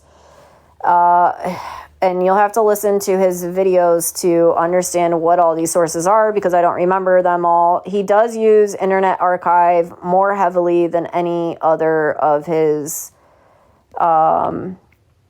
sites that he looks at. But again, he gives you all the, like, these are really important to understand their, you know, their laws and how they've outlawed certain things. But then again, the conversos, the Marranos, like, they all lie. The Marranos are Italian Jews who lied and said that they converted to Catholicism. So again, like, I haven't listened to all these things. I don't know what all these things are. I haven't really looked at this page a whole lot. It's like on my phone, it's different than on this tablet. I listen to her. She hasn't posted anything in a few months, and she hasn't been really doing like a whole bunch of stuff. But she's ex-military. I think she was in the Marines. Okay, so that's like the hardest one. She was in the Marines. Her husband, she divorced because he inverted himself. He fell to this sexual pagan ritual of religion. And so she like raises her kid by herself, and I don't know, she seems like a crazy lunatic, but you go to her older stuff. She has her own web page. It's extremerealitycheck.com. I'd go there before you go to like Odyssey, because not everything's in order. There's a bunch of videos missing. They are time consuming. Like, that's a really short one. These older ones are just like pieces or snippets or, you know, things of some of her stuff. But most of her newer stuff is like 3, 5, 8 hours long. Like, she does make super long videos, but it tells you the truth. She goes through history. She talks about what's been going on with these religious people, not so much religious, but more government kind of things. I listen to him sometimes for resources, but I'm pretty sure he is a dispensationalist, because he holds to a lot of dispensationalist doctrines, but he does provide super good evidences of even just manuscripts. So that's kind of why I listen to him. I don't take into account his theology, because his theology is pretty debased, even though he's got, I'm sure, seminary degrees, maybe doctorates. I don't really know his person, but I know he is a real pastor. But he does get into apocryphal texts, Dead Sea Scrolls, things like that. But there's a better guy that you can listen to about Dead Sea Scrolls.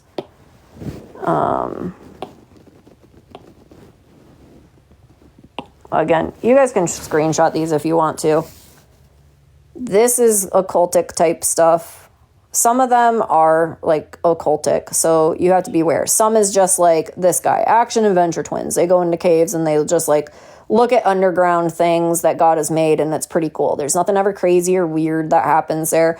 Some of them I don't really listen to anymore. I think I unfollowed a bunch that I don't listen to. And again, you can't take everything to heart of what they say as 100% truth. We are sinful man.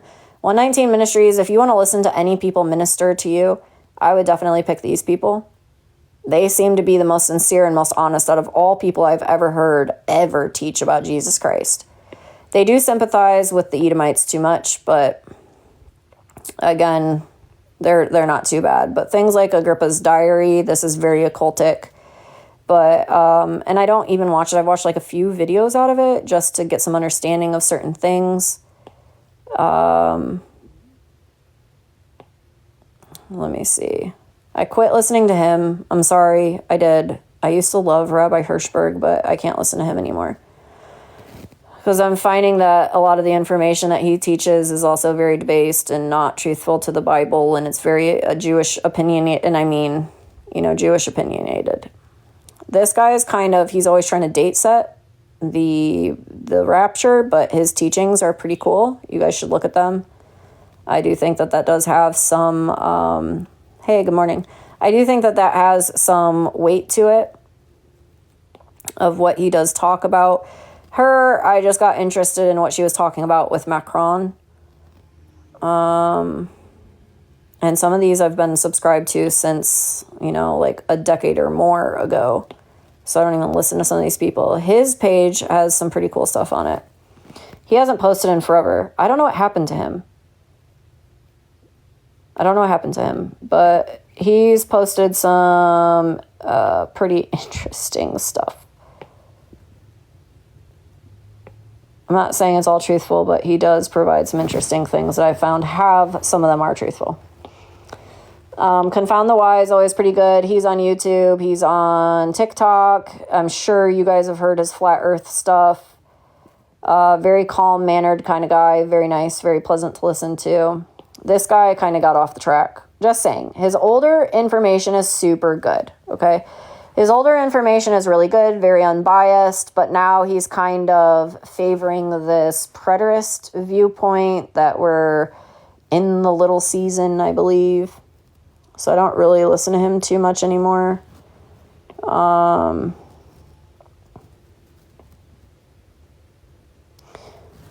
of her information is pretty good, but a lot of it's kind of wackadoo. Derek Prince, I like him. I don't know what he teaches, what kind of a pastor he is, but he died a while ago. Most of his videos are in black and white or just audio, but he's a pretty good teacher. If you don't follow him here on TikTok, I really think you should. He's very loud, very crass sounding, but he's pretty smart. He's pretty on point with a lot of things. EDOM knows. This is a guy that I recently found on here.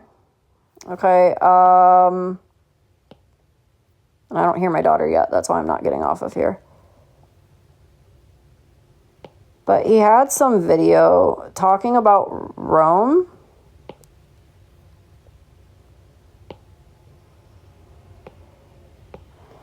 And how did they... Okay, that one's they're always the long videos. But this one, I would encourage you to watch, and anything similar to this, specifically, there was one talking about Rome. Rome was buried. Did you guys know that? That they started digging out Rome in, the 1700s, 1800s, and then founded it again. Everything was under dirt in Rome. And they may have started digging it out earlier, but I think everything starts... You will notice that archaeology and digging up old, ancient, buried cities that God has destroyed and destroyed their culture, everybody starts digging it up from, the 15 to the early 1900s, and then it stops. Nobody's really digging anything up anymore. But it's just enough to get the temples unburied, to make these capital cities again...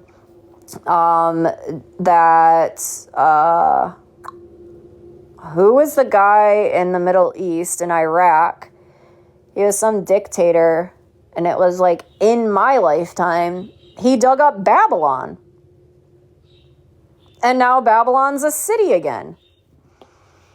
She is not really right with her theology, but she does provide, again... Okay. See, again, she thinks that we are past the time that Jesus came, and we are in this little season that God is just allowing us to live in for hundreds and thousands of years. I don't understand that mindset, because if you look at the history of God, and now to refute this, and this will sound pissy to some people, but to refute this preterist viewpoint, if you look in the scriptures, God has never abandoned his people more than a generation of persons, okay? If you look at when he exiles them to Babylon, exiles them to Egypt, when he allows them to become enslaved in Egypt, and I posted that video, you can find it at Nathan. I'm not going to scroll down all of his, it's years ago that he posted it. Nathan H83. Okay, and he posts, how long were the Jews in Egypt? I think that's the video. He got it off some other page or something. But it's not 430 years. Right? Yeah, but he, I've watched his very quick evolution from starting on TikTok to getting obsessed with the Nephilim, and now he teaches perverted teachings of Christ and God. His teachings have become very perverted and truth. They're not truthful anymore. And that's not to be mean, but he's leading Christians away from the Bible, away from Jesus, away from the truth into mythology. And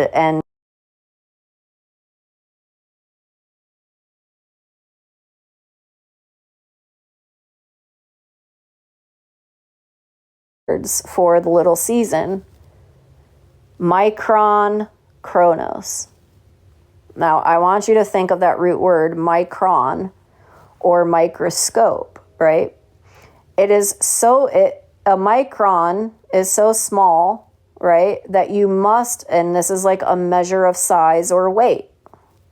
So if you look at a micron, whether it be size or weight, it is something so small that you have to pay particular attention to it and use an instrument to magnify the size or the weight of that object. So it's very tiny, very minute.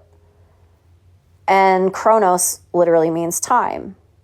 So a minute amount of time is God going to let this little season of Satan rage after the millennium. Now, when you see God exile these people into Babylon, how long does he leave them there before he starts allowing the Jews to go back to rebuild the walls, then to go back to rebuild the city, then to go back to rebuild the temple, and then the people are set free to go into the land after it's already prepared by the previous allottances? 70 years? How long were they in Egypt? 70 years? How long were they ever left anywhere? Now, the scriptures say that God reduced our age to 120 years. And then in the book of Psalms, it says average lifespan of a man is between 70 and 80 years. God has never let us be enslaved, oppressed, or anything more than 80 years. Okay? So we understand that God is not going to allow Satan to have rule, for hundreds of years or thousands of years, meaning spanning more than one person's lifetime. And so this is why, and again, I don't like always talking about it, but because it becomes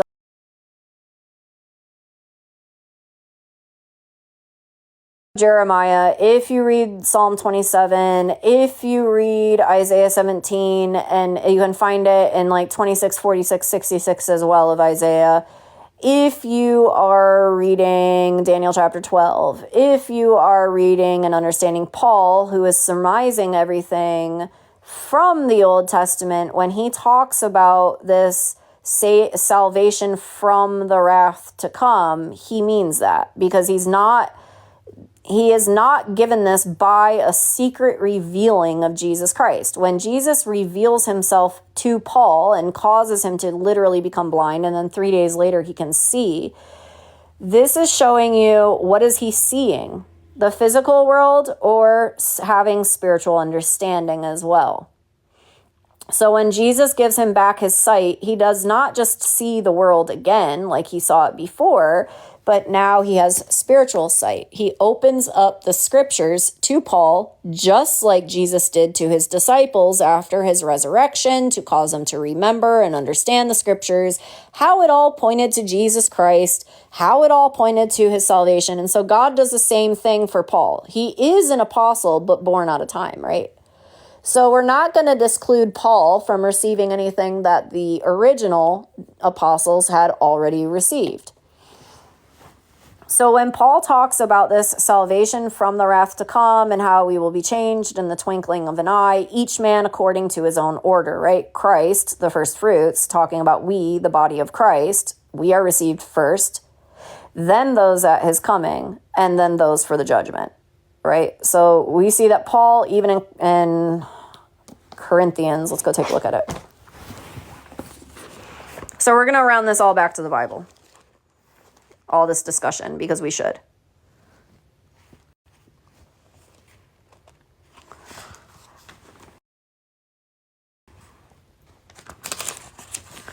Now again, this is a new Bible, so you're going to have to forgive me.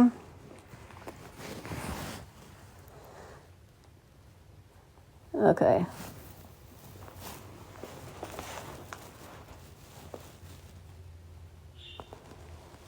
All right. But in fact, that Christ, this is 1 Corinthians chapter 15. It says, because we have testified of God that he has raised Christ, the Spirit raised the flesh, whom he did not raise, if it is true that the dead are not raised. For if the dead are not raised, then Christ has not been raised. If Christ has not been raised, your faith is futile and you are still in your sins. Then also those who have died in Christ have perished. If for this life only we have hoped in Christ, we are of all people most to be pitied. But in fact, Christ has been raised from the dead, the first fruits of those who have died. For since death, so for those who have died, it doesn't mean that people haven't been taken up before death. Keep in context, I want us to be very clear. For since death came in through human being, the resurrection of the dead has also come through a human being. For as all die in Adam, so will all be made alive in Christ, but each under his own order. So we're talking about mankind. Christ the first fruits, then those at his coming whose belong to Christ. Then comes the end, when he hands over the kingdom to God the Father. Now, this is a different interpretation. Again, it's new. It doesn't say what my Geneva says. It doesn't say what the King James says. All right, so let's look at this. So also in Christ, all will be made alive, but each one in the own order. Again, anything in parentheses, they've added in to the English. So what we read about his own order, it's pointing to an object or a person, but the pointing to in the Greek can be plural. Okay, and when you read the Geneva or the King James, it shows us as a plurality, as groups of people. And I'll get the Geneva out in a minute. Now he says, but each one in the own order. First fruit, Christ. Afterward, the ones of Christ in the coming of him. Then the end, when he hands over the kingdom to God and the Father. Okay, so to the Spirit. He's also called the Father. When he abolishes every ruler and every authority and every power. For it is necessary of him to reign until he puts all the enemies under the feet of him.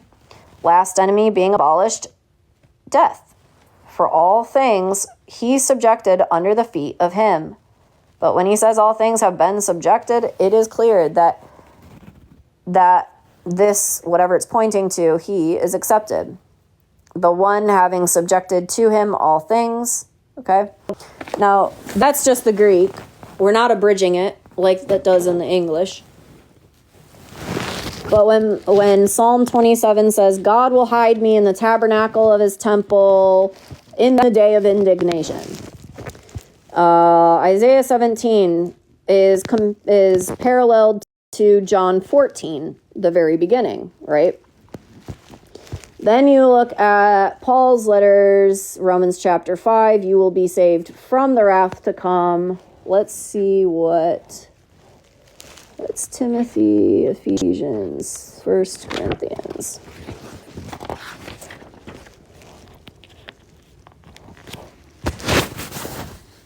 All right.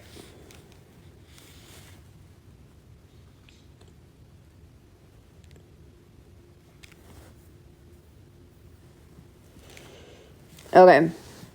Now, again, what we were just reading, but every man in his own order, the first fruits, and again, they added that in, the first fruits Christ, afterward they that are of Christ at his coming.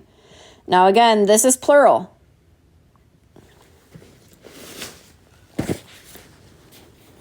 Let's see.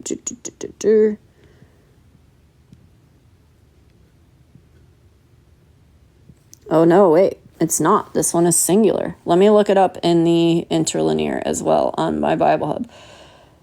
Okay, Christ the first fruits, or first fruit, sorry, afterward, the one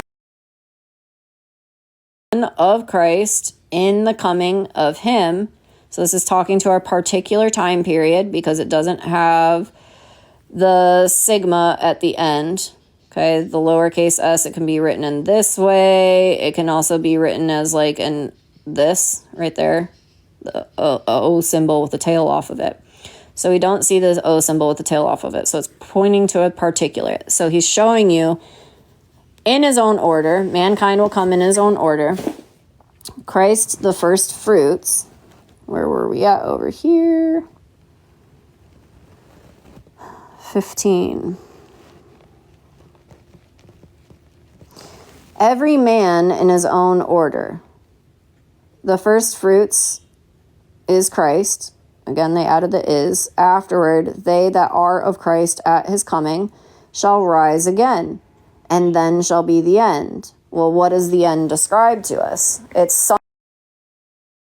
summing all this all up. It's not even informing you what's going to happen at the end. Now, what does Jesus say the end is? Go back to Matthew chapter 25. Everybody's like always obsessed with Matthew chapter 25.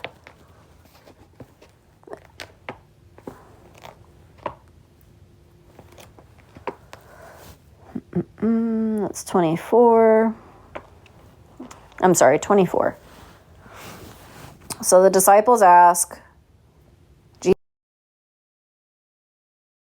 Jesus goes out, departs from the temple. Sorry, this is Matthew chapter 24. Now, Jesus goes out, he departs from the temple. His disciples go to him, and his disciples came to him, and he shows them the building of the temple. Now, Jesus says to them, do you see not all these things? Truly I say to you, there shall not be here left a stone upon a stone that shall not be cast down. So he's talking about the destruction of the temple, as he just prophesied to you why in 23. As he sat upon the Mount of Olives, which looks at the temple, his disciples came to him, saying, well, tell us when these things, what things, the destruction of the temple, shall be. What will be the sign of your coming? That is plural, it's parousios, and the end of the world. Okay, so they're asking 3 questions, and then Jesus subsequently answers them. And so he is showing you, and if you don't understand that this word, where were we at? You're coming. So this is Matthew 24:3. Let's go look this up in the Greek. I'm super glad that I got the Greek version. Let's hope that they don't lie and change things, because the love of God, trusting in him, brings the Spirit to you so he can cause you to keep the commandments, the circumcision of the heart. Now he says we've sinned. We've committed purposeful sin. That's what iniquity is. They have chosen to sin against God's law. It's not that they didn't know how. It's not that they did it by accident, but they looked at the law of God, said, this is not for me. I don't want to obey it. I'm not going to obey it. Now I'm going to purposefully do against your law. Guess what? This is Old Testament. His people are still acting like the Christians today are. Now he says, we have done wickedly. Yea, we have rebelled.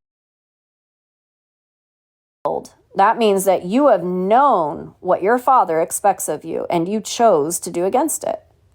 We have departed from your precepts and from your judgments. We would not. It's not that they could not. We would not. Look at the words. God is not a liar. We would not obey your servants, the prophets. Do the Christians today who go to church, do the majority of them, are they taught to obey the servants of God, the prophets? No. They are taught, the prophets are talking to the Jews, and you don't need to listen to it, right? And I know I sound very mocking in my tone, but they need to be mocked. They need to be shown that they have been lied to and that they believe a lie. It is a bad word. It is a bad word. Because today, to be called a Christian, you could say, if you go out into your city, right? Go to your city, a busy city, any busy city near you, and go and take a poll and say to these people, are you a Christian? And see what they have to say. You don't even have to ask if they believe in Jesus. Just say, are you a Christian? And say, okay, how are you a Christian? And see how they answer you. Well, my family goes to church. I was born and my family raised me in church. Okay, so what? That means you're a church goer. It doesn't mean you're a Christian. Or my family that came before me, they're Christians. Okay, do you practice the religion of Christianity? The majority are going to say no. They're cultural Christians.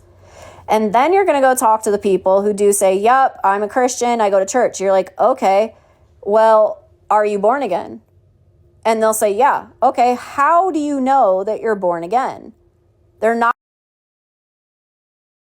going to have an answer for it because they don't really in their heart know if they're born again or not.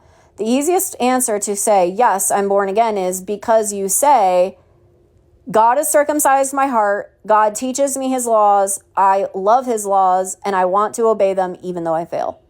That is how you know you're born again, because he gave you a renewed heart and he put the laws in you. He reminds you of them. He wants you to walk in them. Even if you fail, that is your desire. Right? It's your desire to please God because you do already know and love and trust in him. So there's going to be like a lot of people who will say, yes, I'm a Christian, but they don't really know what that means. Do they imitate Jesus Christ? No. They imitate their church. That's not being a follower of Christ. That's being a follower of the church. There's a difference between a real Christian and a churchgoer. So because the churches have been infiltrated by Satan and they've taught the people who are sleeping sheep to profane the name Christian by living in hypocrisy to Jesus's teachings, by God himself, his teachings. To call yourself a Christian today, it's an insult to God because you're not following Christ. And Christian was first used to insult people, right? To make a mockery of them, to point them out as heretics. And it really kind of hasn't changed, right? Hasn't really changed. They're still hypocrites. And that's why I came out of the church. That's why I don't. People are like, well, what are you? Like, I've had to explain this. I'm like, I believe in God. That's it. I believe in God. Well, who is God? Jesus Christ. Who is God? Jesus Christ. That is his name. So, okay, well, what do? I follow the laws of God. So you go to church? No. You keep church traditions? No. They're not the law of God. Do I break the law of God by accident? Sure.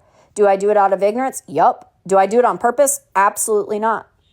Absolutely not. Am I sitting there thinking, I'm going to go cheat on my husband today. I'm going to go do it. That's adultery. I'm not like, yep, I'm just going to go hop in this guy's car and go to his house and go sleep with him because I'm a Christian. I'm saved in Jesus and Jesus will forgive me. I'm not going to go do that.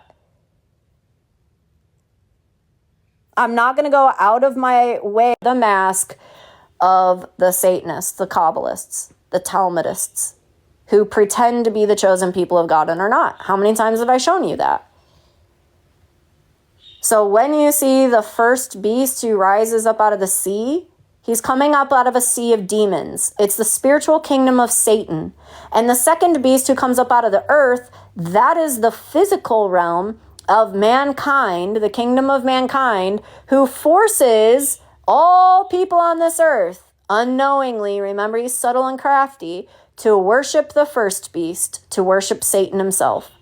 And so this is why you have all these doctrines of demons, why you have all these lies about who Jesus is and is not, why you have all this confusion about if God's a Trinity or one God, why there's all the confusion, and why all the Christians still have dumb idols everywhere, why they walk their own way or the church way and not the way of God, why the Jews reject Jesus, why the Muslims reject the true God and Christ.